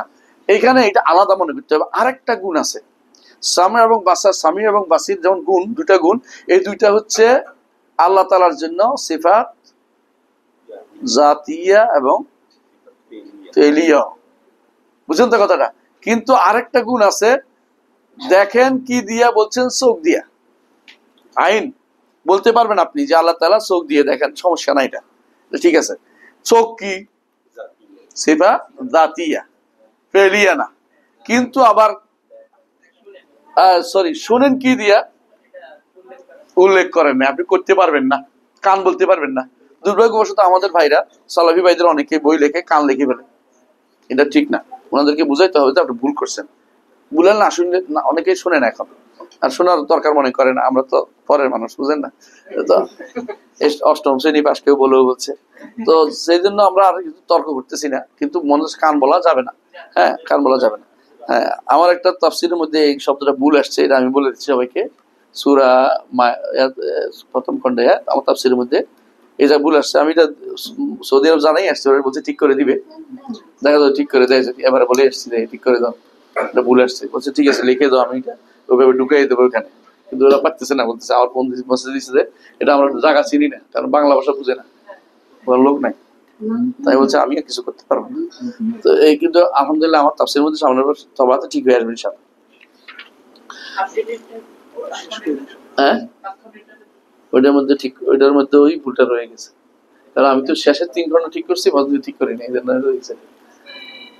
আসেন সামনের তবা ঠিক হয়ে যাবে ইনশাআল্লাহ, ঠিক করলেন আপনারা। ওয়া কাউলু তাআলা, এখান পর্যন্ত থাকবে, শেষ করে দেয়। হ্যাঁ, ওয়া কাউলু তাআলা ওয়ালাউলা ইজ দাখালতা জান্নাতা কুলতা মা শা আল্লাহ ওয়ালাউলা ইজ দাখালতা জান্নাতা কুলতা মা শা আল্লাহ লা কুওয়াতা ইল্লা বিল্লাহ। কেন তুমি বললে না যখন তুমি তোমার বাগানে প্রবেশ করলে? কে বলছিল এটা মনে আছে? সূরা কাহফের মধ্যে, যখন তুমি বাগানে প্রবেশ করলে কুলতা মা শা আল্লাহ লা কুওয়াতা ইল্লা বিল্লাহ, এটা কেন বললে না? একজন মানুষের জন্য নিজের কাজের ব্যাপারে মাশাআল্লাহ বলবে, লা কুওয়াতা ইল্লা বিল্লাহ বলবে, তাহলে আর কি লাগে না? চোখ, নিজের চোখ লাগে না? নিজের চোখ অনেক সময় লাগে, চোখ লাগে, বুঝলেন তো? নজর লাগে, দৃষ্টি লাগে, মানুষের ক্ষতি হয়। এই জন্য এটা বলতে হয় মাশাআল্লাহ লা কুওয়াতা ইল্লা বিল্লাহ। সন্তানের ব্যাপারেও এটা বলবেন, নিজের সম্পদের ব্যাপারে এটা বলবেন মাশাআল্লাহ লা কুওয়াতা ইল্লা বিল্লাহ। সূরা কাহফের আসছে। এখানে আসেন মাশা আল্লাহ, আল্লাহর জন্য কি সাব্যস্ত করছে? মাশিয়া, আল্লাহর জন্য মশিয়া। তবে মশিয়া থেকে নাম নেওয়া যায় নাই, এজন্য আল্লাহর নাম মশি নেই, আল্লাহর নাম মুরিদও নেই, বুঝছেন তো? হ্যাঁ, লা কুওয়াতা ইল্লা বিল্লাহ, লা কুওয়াতা ইল্লা বিল্লাহ। এখানে কি সাব্যস্ত হয়েছে? আরেকটা কুয়া, কুয়া সাব্যস্ত হচ্ছে, দুইটা সাব্যস্ত হচ্ছে। ওয়াকাউলু ওয়া মা ওয়ালাউ শা আল্লাহু মাকতাতালু, এখানে কি সাব্যস্ত হচ্ছে? মাশিয়া। হ্যাঁ, ওয়ালাকিন আল্লাহ ইয়াফআলু মা ইউরিদ, আল্লাহ যা ইচ্ছা তা করেন। মনে রাখবেন এরাদা দুই প্রকার আছে, এরাদা কাউনিয়া, এরাদা শারঈয়া। কিন্তু মাশিয়াটা এক প্রকারই। মাশিয়াটা হলে কাউনি হয়ে যায়। মাশিয়াটা কি? কাউনিয়া। আল্লাহর মাশিয়া কাউনিয়া, অর্থাৎ তিনি যা ইচ্ছা তা করেন, যা ইচ্ছা তা করেন। মাশিয়া এই জন্য আমরা অনুবাদ করি চাওয়া, আর এরাদা অনুবাদ করি ইচ্ছা। চাওয়াটা বোঝা যে আমি চাই, মানে এটা একটা কি আছে, বোল্ড আছে, যেটা শক্তিশালী কথা। আর ইচ্ছা করছি, এটার সাথে চাওয়াটা আর শক্তিশালী। এই জন্য অনুবাদটা এইভাবে ভিন্নতা করার চেষ্টা করেন, যাতে করে ঠিক হয়। ওয়ালাউ শা আল্লাহু মাকতাতালু, আল্লাহ চাইলে তারা কি করতো না? যুদ্ধ করতো না। ওয়ালাকিন আল্লাহ ইয়াফআলু মা ইউরিদ, আল্লাহ যা ইচ্ছা তা করেন, যা ইচ্ছা তা করেন। আল্লাহ ইচ্ছা করেছেন। এখানে এরাদা, এরাদা কাউনিয়া। এরাদা কি? এখানে এরাদা কাউনিয়া, কারণ মাশিয়ার সাথে সম্পৃক্ত করে আসছে, এই জন্য এরাদা কাউনিয়া, আল্লাহ যা ইচ্ছা তা করেন। আচ্ছা, তাহলে আমরা এরাদা কেন পাইলাম? মাশিয়া তো আল্লাহর কথা কোথায় পাইলাম? কোথায় পাইছি? কোরআনেই পাইছি। কিন্তু এটা কারা অস্বীকার করে জানতে হবে তো, কারা অস্বীকার করে? কারা অস্বীকার করে? মুতাজিলারা, কাদারিরা আল্লাহর মাশিয়াত মানে না, আল্লাহ চাওয়া মানে না। আল্লাহ চাইলে মানুষ ব্যস্ত হয়ে বাধ্য হয়ে পাবে, এই জন্য আল্লাহ চাওয়া তারা মানে না। শুধু ইলম মানে, কিতাবা মানে, কেউ কেউ লেখা মানে। মুতাজিলা বিভিন্ন রকমের আছে, কাদারিরা কেউ কেউ মোটে ইয়াও মানে না, আল্লাহর ইলমটাও মানতে চায় না। কেউ ইলম মানে, কিন্তু ইলম বলতে বুঝাচ্ছে, বলছিলাম দুইটা মনে আছে। একটা কি? হ্যাঁ, বলে যে আল্লাহ তাআলা জানে কুল্লিয়াত, জুজিয়াত জানে না। আরেকটা বলছে কি? আল্লাহ তাআলা আমরা করব বলে জানে। বুঝছেন তো? এরাই সালাই করছে কি জন্য? যাতে করে বাধ্য না হয় এলিয়ন আসরাতে। আর কেতাবা বলে যে আল্লাহ তাআলা কেতাবাতে লেখা হচ্ছে, মানে আগে লেখাটাকে অস্বীকার করে, মানে আগের। আচ্ছা, আরেকটা এরা একটা গোষ্ঠী চলে গেছে কেতাবার ব্যাপারে। মাশিয়া চাওয়ার ব্যাপারে তারা বলে চাওয়া আল্লাহ তাআলা ওইটাই আলামা ইয়াশাও, যা তিনি চান। চাওয়াটা হচ্ছে, আমার চাওয়াটা হচ্ছে আমাদের, তা আল্লাহ তাআলা চাওয়াটা অস্বীকার করে একটা গোষ্ঠী পুরাই। আর একটা গোষ্ঠী বলে চাওয়াটা হচ্ছে এই ইয়ার অর্থে, যে অনুমতির অর্থে, তিনি অনুমোদন করেন, তিনি অনুমোদনের অর্থে। অর্থাৎ এটাতে তিনি যা ইচ্ছা তা করবেন, এটা তারা মানতে রাজি না। অনুমোদন করেন, বান্দার ইচ্ছাটাকে তিনি অনুমোদন করে দিচ্ছেন, এটা মনে করে বান্দার উপর নির্ভর। তারাতে আল্লাহ তাআলা অগ্রিম চাওয়াটাকে তারা মানে না। তো আরেকটা খালকের ব্যাপারে তারা মানে সৃষ্টি করছে আল্লাহ ঠিক, কিন্তু বান্দার আমল আল্লাহ সৃষ্টি করে নাই। এটা কারা? এটাও মুতাজিলারা। মুতাজিলা এই জায়গাতে কঠিনভাবে নিজেদের কোরআন এবং সুন্নাহর বিরুদ্ধে গেছেন। আচ্ছা, আর হাদিসের পর্যন্ত আসার আগ পর্যন্ত আর কতটুকু আছে? না আরো রয়েছে অনেকগুলো, শেষ করতে পারবো না, শেষ হবে না। তাহলে হাদিসের আসার আগ পর্যন্ত আমরা দেখতে পাচ্ছি যে আমরা এখান পর্যন্ত থাকি। কতটুকু আয়াত পর্যন্ত? এইখানে এই জায়গাতেও আমরা দেখতে পাচ্ছি, এখানে কওলু সুবহানাহু পর্যন্ত এখানে থাকবে, কেমন? তাহলে আমরা বুঝতে পারবো। ওয়া কওলু সুবহানাহু উহিল্লাত লাকুম বাহিমাতুল আনআম, এই আয়াত থেকে আমরা এখানে পাবো যে আল্লাহ তাআলার হুকুমের মাসলা আসবে, এখান থেকে নতুন করে আলোচনা আসবে, সেটা ইনশাআল্লাহ আলোচনা করব। সুবহানাকাল্লাহু ওয়া বিহামদিকা আশহাদু আল্লা ইলাহা ইল্লা আনতা আস্তাগফিরুকা ওয়া আতুবু ইলাইক। আসসালামু আলাইকুম ওয়া রাহমাতুল্লাহি ওয়া বারাকাতুহু। হ্যাঁ,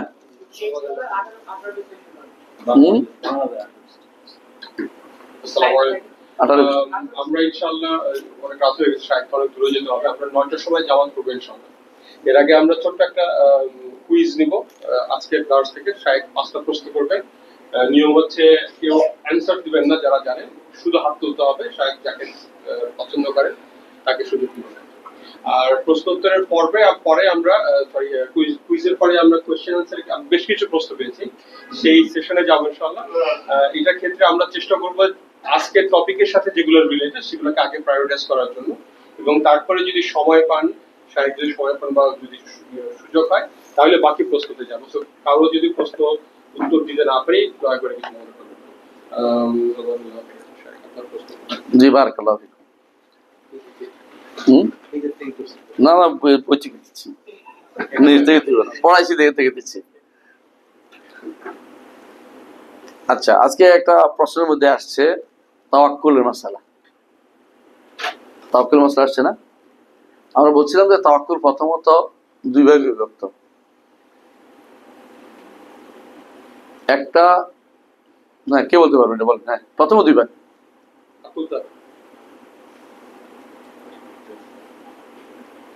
বলেন। মাশাআল্লাহ হয়েছে, মাশাআল্লাহ হয়েছে, মাশাআল্লাহ সকলে, মাশাআল্লাহ সকলে সকলতা, মাশাআল্লাহ। আচ্ছা, তারপরের প্রশ্ন হচ্ছে যে আল্লাহ তাআলা, আমরা বলছিলাম যে এরাদা এবং মাশিয়ার মধ্যে একটা পার্থক্য বলছিলাম, কে বলতে পারবেন? বলতে পারবেন? বলেন। অর্থ তো বুঝছি, পার্থক্যটা, একটা পার্থক্য আছে না? বলছিলাম সব শেষে, কেমন রাখতে পারছেন? হ্যাঁ বলো। ইরাদা কাউনিয়াটাই হচ্ছে ইরাদা মাশিয়া। মাশিয়া, এই যে কারণ কাউনিয়া যেটা মানে মাশিয়া। আর শারিয়া হচ্ছে মাশিয়া থেকে ভিন্ন। ভিন্ন, হ্যাঁ ঠিক আছে, হয়েছে, এটা হয়েছে ইনশাল্লাহ। হ্যাঁ, কিরে ফুল বাপের খাওয়ানো ছিল, অসুবিধা নেই। আচ্ছা, আরেকটা প্রশ্ন ছিল আমাদের, আমার মনে আছে যে কোরব এবং এই সিফা, আল্লাহ একটা কারিব, আল্লাহ একটা নাম সিফা, এবং আরেকটা সিফা হচ্ছে বাতিন, নামগুলোর সাথে মিলিয়ে। এখন দুটার মধ্যে পার্থক্য কে করতে পারবে? কারিব, তাই না, অর্থ কি নিকটে, তাই না? আরেকটা হচ্ছে বাতেন, এটার অর্থ একদিকে নিকটে হয়েছে, তাই না? কিন্তু এটা কখন, পার্থক্যটা একটু বলেন তো। বলছিলাম না, আপনি পারেন, একদম বাদ। কই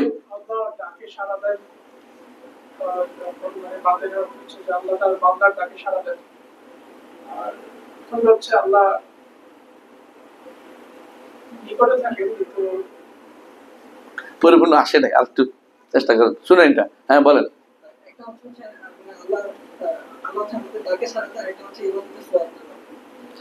এটা কিসের অর্থ? বাতেন অর্থ বলছি না কারিবের অর্থ বলছি? এটা নৈকট্যের অর্থে, তাই না? এটা কারিবের অর্থে। বাতেনের, আমি বলছি বাতেন এবং কারিবের কি পার্থক্য শুনছে, পার্থক্যটা এইটা, হ্যাঁ বলো। আর কেউ নাই দেখছি, এই জন্য বলতেছি। হ্যাঁ, সেটা হচ্ছে কুরবান, বিশেষ বিশেষ অর্থ। ইয়েস, মানে কোরবাটা বিশেষ, আর বাতেনটা আম হয়, খাস হয়। বুঝছেন তো? এই জন্য কখনো কোরআনে কারিমে যেখানে কারিব আসলেই আম করে ফেলেন না। এই জন্য যেখানে বলা হয়েছে নাহনু আকরাবু মিন হাবিল ওয়ারিদ, আমরা শাহরগের চেয়েও নিকটে, এখানে আল্লাহকে বোঝানো হয়নি। এটা আল্লাহ তাআলার ইলম এক অর্থ, আরেক অর্থ হচ্ছে এখানে ফেরেশতাদের বোঝানো হয়েছে। আল্লাহ তাআলার আগে ফেরেশতাদের কথা, পরে ফেরেশতাদের কথা বুঝছেন তো? এখানে কোরব কখনো ইলম হয় না, এই জন্য মূল কথা খাস হবে। অর্থাৎ এখানে আকরাব নাহনু বলছে, এখানে আল্লাহর কথাই বলা হয়নি, নাহনু বলছে। নাহনু অর্থ কি? আমরা। আর এর আগে কার কথা বলছে? ফেরেশতাদের। এর পরেও ফেরেশতাদের, ইজিয়ে তালাক্কাল মুতালাক্কিয়ানি, যখন একসাথ হয় দুই ফেরেশতা, ডানে বামে ফেরেশতারা একসাথ হয়, এটা বলা হয়েছে। তো আগের আয়াতে ফেরেশতা, পরের আয়াতে ফেরেশতা, মাঝখানে আল্লাহর কথা আসবে না, কথা বুঝেন নাই? আবার অন্য আয়াতে বলছে, সূরা ওয়াকিয়ার মধ্যে বলছে, হ্যাঁ সূরা ওয়াকিয়ার মধ্যে বলছে, এটা তো সূরা কোনটা? সূরা, এটা হলো কাফ। আর ওয়াকিয়ার মধ্যে বলছে কি? ওয়ানাহনু আকরাবু ইলাইহি মিনকুম ওয়ালাকিন লা তুবসিরুন। সূরা ওয়াকিয়ার মধ্যে যে যখন তোমাদের রূহ হরণ করা হয়, তখন আমরা তোমাদের নিকটে, তোমরা দেখতে পাচ্ছ না। এর আমরা বলতে কাদেরকে বুঝেছে? ফেরেশতাদেরকে। ইবনে কাসির দেখলে বুঝবেন, আমার দরকার নেই, ইবনে কাসির এটা উল্লেখ আছে, আর আমার তাফসীরে পড়ে দেখেন উল্লেখ আছে। অর্থাৎ এখানেও কাকে বুঝাইছে? ফেরেশতাদের বুঝাইছে। কারণ আল্লাহ তাআলার কুরব কখনো আম হয় না, কথা বুঝতে পারছি? কিন্তু বাতেন এবং দুনু আম হয়, খাস হয়, কিন্তু কুরব কখনো কি হয় না? আম হয় না। কুরব সবসময় কি হয়? খাস হয়। তাহলে আমরা তো বুঝতে পারছি না, তাই না? আলহামদুলিল্লাহ। এখন আরেকটা জিনিস বাকি রয়েছে, প্রশ্ন, এই প্রশ্ন শেষ। হ্যাঁ, ভাগ করে দিতে হবে, দুজনে ভাগ করে খাইবে, ঠিক আছে, অসুবিধা নেই। আরেকটা জিনিস, সেটা হচ্ছে জাহের শব্দের অর্থ, আমরা বলেছি জাহের শব্দের অর্থ কি, মনে রাখতে পারছেন কেউ? বলে উপরে। দলিল দিতে বলছিলাম একটা, আহসানতা, সূরা কাহফের আয়াত, অসুবিধা নেই। কি ফামাসতাতাউ আইয়াযহারুহু ফামাসতাতাউ না, হ্যাঁ হইছে, মাশাআল্লাহ। চকলেট খাওয়া যাবে, মাশাআল্লাহ, আলহামদুলিল্লাহ। লাস্ট প্রশ্ন আমি আমাদের ইয়া থেকে বলি, আলহামদুলিল্লাহ। আমরা বলেছিলাম গায়েব দুই প্রকার, কে বলতে পারছে দেখি? একজন তো বলা যাবে না, দুইটা, আরেকজন কেউ? গায়েব দুই প্রকার, হ্যাঁ। নাসলি মুতলাক না না নাসবি। নাসবি মুতলাক। নাসবি মুতলাক, মাশাআল্লাহ। নাসবি মানে কি? আপেক্ষিক। মুতলাক মানে কি? যার কোনো চূড়ান্ত, নিশ্চিত, চূড়ান্ত যেটাকে, হ্যাঁ, দুই ভাগে বিভক্ত, তাই না? পারছে কিছু, চকলেট খাওয়া যাবে। বিসমিল্লাহ, শর্টের উত্তর। আল কোরআনে আল্লাহর কালাম, আল কোরআন আল্লাহর কালাম সৃষ্টি না। এখানে কালাম বলতে কি বোঝানো হয়েছে বিস্তারিত বলবেন। কালাম মানে কথা, বাণী। আমি যে কথা বলতেছি এটা কথা, আমার কথা আমার কালাম, আমার বাণী, আমার কথা, আমার কালাম, এটা সৃষ্টি। আমি সৃষ্ট, আমার কথা কি সৃষ্ট, বুঝছেন তো? আমার কথাও সৃষ্টি। আর আল্লাহ তাআলা তিনি স্রষ্টা, আর কালাম তার গুণ। তাআলার কালাম, তার কথা বলা তার গুণ। যে কথা বেরিয়েছে, আলিফ লাম মিম যালিকাল কিতাব, পুরোটাই কিতাব গুণ।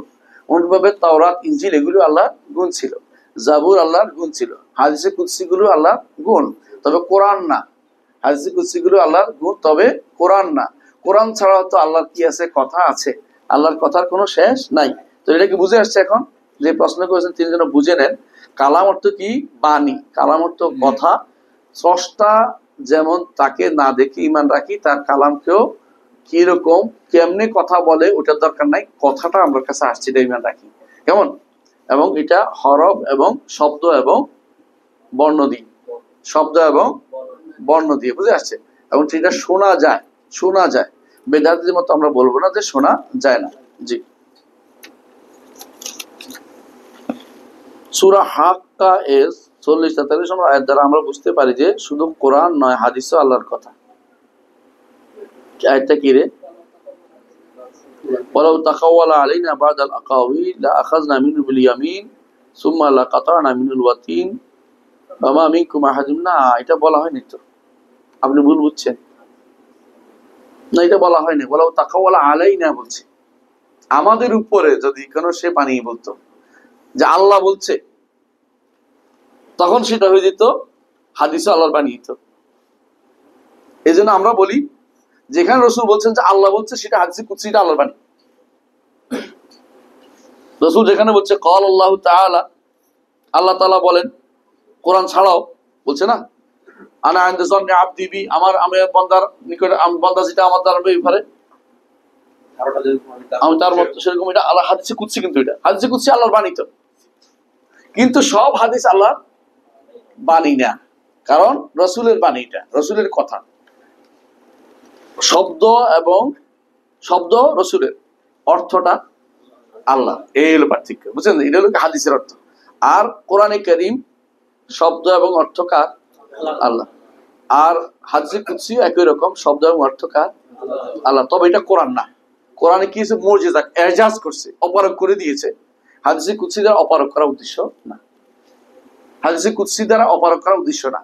কোরআন দিয়ে তাআব্বুদ করা যায়, ইবাদত করা যায়। কোরআন পড়লে 1 হবে 10 নেকি, হাদিসে কুদসি 1 হবে 10 নেকি না, কিন্তু আল্লাহর বাণী। পার্থক্য বুঝতে পারছেন? এই পার্থক্য বুঝতে হবে। যে আপনি যে বলছেন যে এই আয়াত থেকে বুঝতে পারে যে শুধু কোরআন নয়, হাদিসও আল্লাহর কথা না, হাদিস আল্লাহর কথাই বলে নাই, ওইগুলি হাদিসে আল্লাহ আলাইনা বলছে ওখানে আমাদের উপরে।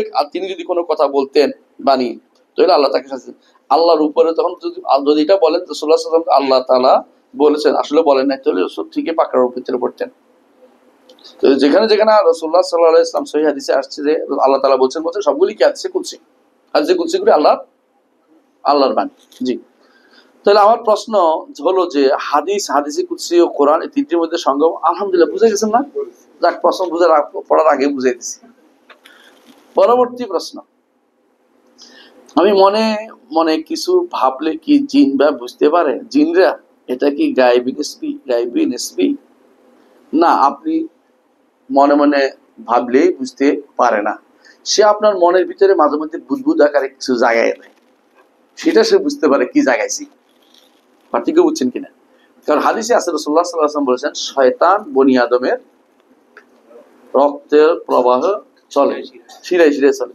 ওখানে বসে বসে সে আপনাকে কুমন্ত্রণা দিচ্ছে, ইটা দিচ্ছে, ওইটা দিচ্ছে। সে বুঝে যে কি দিচ্ছে সে জানে না, আপনি এই যে সে জানতে পারে, কিন্তু এরা আসার আগ পর্যন্ত, দেওয়ার আগ পর্যন্ত সে কি করবে কিছু বুঝতে পারে না। তো সে অনেকগুলো জিনিস দেয়, সবগুলি তো হবে তাও না, কারণ প্রতিটি মানুষের সাথে শয়তানের একটা যোগসূত্র আছে, আবার কি আছে? ফেরেশতারও একটা যোগসূত্র আছে। তো শয়তান একটা দিলে ফেরেশতা এসে ঠেলে ফেলাই দেয়, তো হয় কাজটা হয় না। আবার শয়তান একটা শক্তিশালী হয়ে গেলে 1 মাস পর্যন্ত শয়তানটা বেঁধে রাখছে, ওই সময় শক্তিশালী হইতে পারে না। 1 মাস পরে শয়তান তো আবার বেড়ে গেছে, তখন আবার এটা একটা শক্তিশালী হয়ে যায়। ওই সময় যে রমজান মাসে কিন্তু অনেকে ইবাদতটা করতে পারে, কারণ সে শয়তানরে ভালো করে বানছে, শয়তানের একটা কাজ লাগতেছে না, শয়তানের পরে আবার ওই আগেরটা আবার চালু হয়ে যায়। আবার রমজান মাসে অনেকে দেখা যায় যে হ্যাঁ খারাপ কাম অনেক কিছু করে। কেন করে জানেন? 11 মাস দিয়ে এমন ভাবে দিছে যে সেটা আর এটা হইতে পারেনি, এটা তো আইতে পারেনি। তো এই জন্য 11 মাসে আপনি বহুত শয়তান আছিলেন, এটা ঠিক করতে পারেন না 1 মাসে। আর এই জন্য আমরা যেটা বলতে চাচ্ছি যে শয়তান অগ্রিম কিচ্ছু জানে না, গায়েব জানে না, তাহলে গায়েবের এসবিও না, কিন্তু সে যেটা কুমন্ত্রণা দিচ্ছে এটা তো সে জানে। আপনার রন্ধ্রে রন্ধ্রে প্রবেশ করে কুমন্ত্রণা দিচ্ছে। খান্নাস মিন শারিল ওয়াসওয়াসিল খান্নাস, খান্নাস হিসাবে আপনার মনের ভিতরে ঢুকাই দিচ্ছে। তো তো জানে কি ঢুকাইছে, এই জন্য সেটা যদি আরেক শয়তানকে বলে আমি কিন্তু তার মনে ঢুকাইছি, বলতেই পারে এটা কয়ে তুমি এটা মনের ভিতরে আছে, কিন্তু আসলে এটা আসার পরে, শয়তানে ঢুকানোর পরে জানছে, আগে জানতে পারেনি। কোরআনের হরফ, কোরআন কি আল্লাহর দেহের অংশ? আমরা কি আল্লাহর দেহ বলি ভাই? সুবহানাল্লাহ, আল্লাহর দেহ শব্দটি উচ্চারণ করা যাবে না। এটা আমাদের কিছু ভাই আকীদাগত বিভ্রান্তির কারণে বলে থাকে। এই দেশীয় ভাই আল্লাহর জিসিমও বলি না, আল্লাহর দেহ আমরা বলি না। সূরত হচ্ছে আল্লাহ তাআলার একটা গুণ, বুঝা যাচ্ছে? রূপ, চেহারা। সূরত হচ্ছে কি? চেহারা। এখন তো কোরআন কি আল্লাহর দেহের অংশ? কেমনে কথাটা বললেন তো? আমরা জানেন যে গুণ 2 প্রকার। একটা হচ্ছে সত্তাগত গুণ, যেমন কি হাত পা আল্লাহর আছে, চোখ, তাই না? তারপরে আল্লাহ তাআলা আঙ্গুল, এগুলি সত্তাগত গুণ। এগুলি সত্তাগত গুণ বলে, দেহটেও বলি না আমরা, জাতিয়া বলে। নফসের আল্লাহ তাআলা নফসের অংশ, আল্লাহ তাআলা নফসের অংশ। অংশ আমরা বলি না, সত্তাও বলি না, অংশ বলি না। এটা আপনি বলতেছেন, আমরা সিফাত বলি। অংশ আমরা বলি না, আমরা সিফাত বলি। কারণ আমাদের সাথে সব কিয়াস করবেন না, সৃষ্টির উপর কিয়াস করবেন না। সৃষ্টি স্রষ্টার মতো না, তিনি নিজেও বলেছেন স্রষ্টা সৃষ্টির মতো না। তাহলে আপনি দেহ বলবেন না, অংশও বলবেন না, দুইটা জিনিসটাই ভুল। তবে কিছু গুণ আল্লাহর তো এমন আছে যেগুলো কি নয়, সত্তাগত না, এগুলি কর্মগত। আল্লাহর এই যে কোরআনে কারীম, এইটা আল্লাহ তাআলা ফেলিয়া, আল্লাহ এটা কথা বলেছেন। কথা বলা জিনিস এক কথা, কোরআন আরেক জিনিস। কথা বলা আল্লাহর দুমুখী গুণ, সত্তাগত গুণ, কর্মগত গুণ। কিন্তু কোরআনে কারীমটা আল্লাহ তাআলার কর্মগত গুণ, তিনি কথা বলে ফেলেছেন। পার্থক্য বুঝছেন তো? এই জন্য কথা বলা আল্লাহর প্রাচীন গুণ, আজালি গুণ, কিন্তু কোরআনে কারীম আজালি গুণ না। কোরআন কারীম সিফা ফেলিয়া। আর কোরআনে কারীম আল্লাহ তাআলা পরে বলেছেন, আগে ইনজিলের কথা আলোচনা করেছেন, এর আগে তাওরাতের কথা বলেছেন, এর আগে বলেছেন ইব্রাহিম আদম আলাইহিস সালামের কথা। অর্থাৎ কথা তিনি পর বলছেন। যে জিনিস পর বলছেন এটা কাদিম আজালি বলা হয় না। তাহলে কোরআনে কারীম কি জন্য এই দিক থেকে আজালি বলা হচ্ছে না? আপনি কোরআনে কারীম কাদিম যদি বলে ভুল করবেন। কোরআনে কাদিম আমাদের আকীদা না এটা। আল্লাহর কথা বলাটা কাদিম গুণ, কথা বলা গুণ এক জিনিস, কোরআন এটা একটা অংশ, কথা বলার একটা অংশ, কথা বলার অংশ। আল্লাহর অংশ বলা যায় না, কথা বুঝছো তো? বুঝলেন? এইভাবে বুঝতে হবে জিনিসটাকে। আলহামদুলিল্লাহ, আশা করি বুঝছেন। এখন হুজুর ছাড়া আরেকটা প্রশ্ন করছি, সিফাত বা গুণ বলতে কি বোঝায়? সিফাত বলতে কি বোঝায় বলেন তো? মানুষের কোনো কিছু বৈশিষ্ট্য, যেমন সিফাত, যেমন আমার বৈশিষ্ট্য আমি কথা বলতে পারছি, আপনার বৈশিষ্ট্য আপনি ভালো লেখাপড়া করতে পারেন, আপনার বৈশিষ্ট্য আপনি ইঞ্জিনিয়ারিং পারেন, আবার আপনার বৈশিষ্ট্য আপনি কাউকে ঘুষি মারতে পারেন। তাহলে বোঝা গেল মানুষের সত্তাগত কিছু বৈশিষ্ট্য থাকে, কর্মগত কিছু বৈশিষ্ট্য থাকে। বুঝলেন তো? বৈশিষ্ট্য যে যেটা ধারণ করে। আগুনের একটা বৈশিষ্ট্য কি? পোড়াইয়ে ফেলে। পানির বৈশিষ্ট্য কি? ভিজিয়ে দেয়। তাহলে সিফাত তো বুঝাতে গেলে তো দেখুন আপনি বুঝেন না, তাহলে কেমন হবে?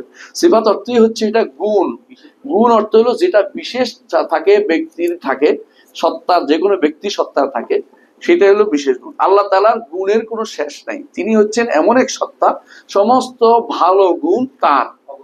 ওয়ালিল্লাহিল আসমাউল হুসনা ফাদউহু বিহা। আবার বলছেন যে ওয়ালাহুল মাসালুল আ'লা, সমস্ত হুসনাগুলি তার, যেমন উত্তম গুণগুলিও তার, পরিপূর্ণ গুণগুলি তার। মাসালুল আ'লা মানে পরিপূর্ণ গুণ।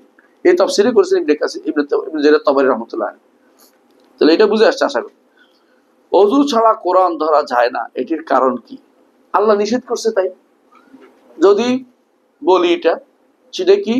যদি এটার অর্থ এটা করা হয়, কোনটা?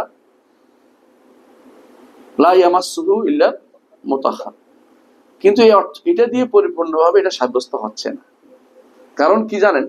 লা ইয়ামাসসুহু এইটাকে কেউ স্পষ্ট করতে পারে না। এর আগে কিন্তু লাহে মাহফুজের কথা বলছে। লাহে মাহফুজ কি আমাদের অজু করতে তার প্রশ্ন আসে নাকি? আর ফেরেশতার অজুর মাসলা আসে কিনা? আর মুতাহহার কারা? ফেরেশতারা। তাহলে এই আয়াত দিয়ে অনেক সময় দলিলটা শক্তিশালী হয় না, বরং শক্তিশালী হচ্ছে হাদিসটা। রাসূলুল্লাহ সাল্লাল্লাহু আলাইহি ওয়াসাল্লাম বলেছেন, আলা লা ইয়ামাসসুল কুরআন ইল্লা তাহির, জেনে রাখো কোরআন যেন পবিত্র ব্যক্তিকে স্পর্শ না করে। তো রাসূলুল্লাহ সাল্লাল্লাহু আলাইহি ওয়াসাল্লাম এই কথার কারণে শুধুমাত্র আমাদেরকে আমল করতে হচ্ছে। ইবনে হাজম রাহমাতুল্লাহ আলাইহি এটাকে দুর্বল বলেছেন হাদিসটাকে, কিন্তু অন্যরা হাদিসটাকে সহিহ বলেছেন। যারা সহিহ বলেছেন তারা বলেছেন ছোঁয়া যাবে না, যারা বলে দুর্বল তারা বলে কোরআন ছুঁইলে অসুবিধা হবে না। কিন্তু বিশুদ্ধ মত হচ্ছে হাদিসটা শুদ্ধ। এই জন্য আমরা কোরআনকে অজুবাদে স্পর্শ করব না।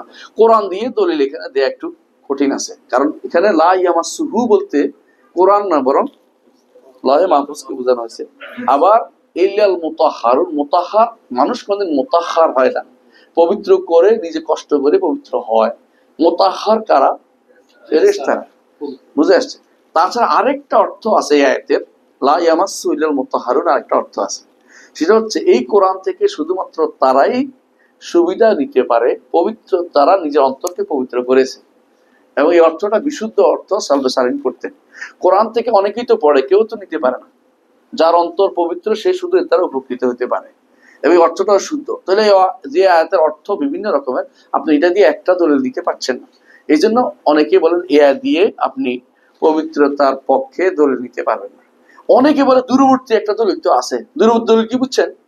ফেরেশতাদেরকে ধরার অনুমতি কেন দিচ্ছেন? পবিত্র বলেই তো। তো আমি অন্তত ন্যূনতম যতটুকু পারি একটু পবিত্র অর্জন করি, এটা দিয়ে দলিল দিচ্ছে অনেকে। কথা বুঝছেন? মানে ঘুরে দিচ্ছে একটা, যে এটা দিয়েও তবু একটা দলিল নেওয়া যায়, কিন্তু সরাসরি এটা দলিল হয় না। আশা করি বুঝছেন। কয়টা আছে? অনেক প্রশ্ন আগামী মাসে। সুবহানাল্লাহি ওয়া বিহামদিহি, আশহাদু আল্লা ইলাহা ইল্লাল্লাহ, আস্তাগফিরুকা ওয়া আতুবু ইলাইক।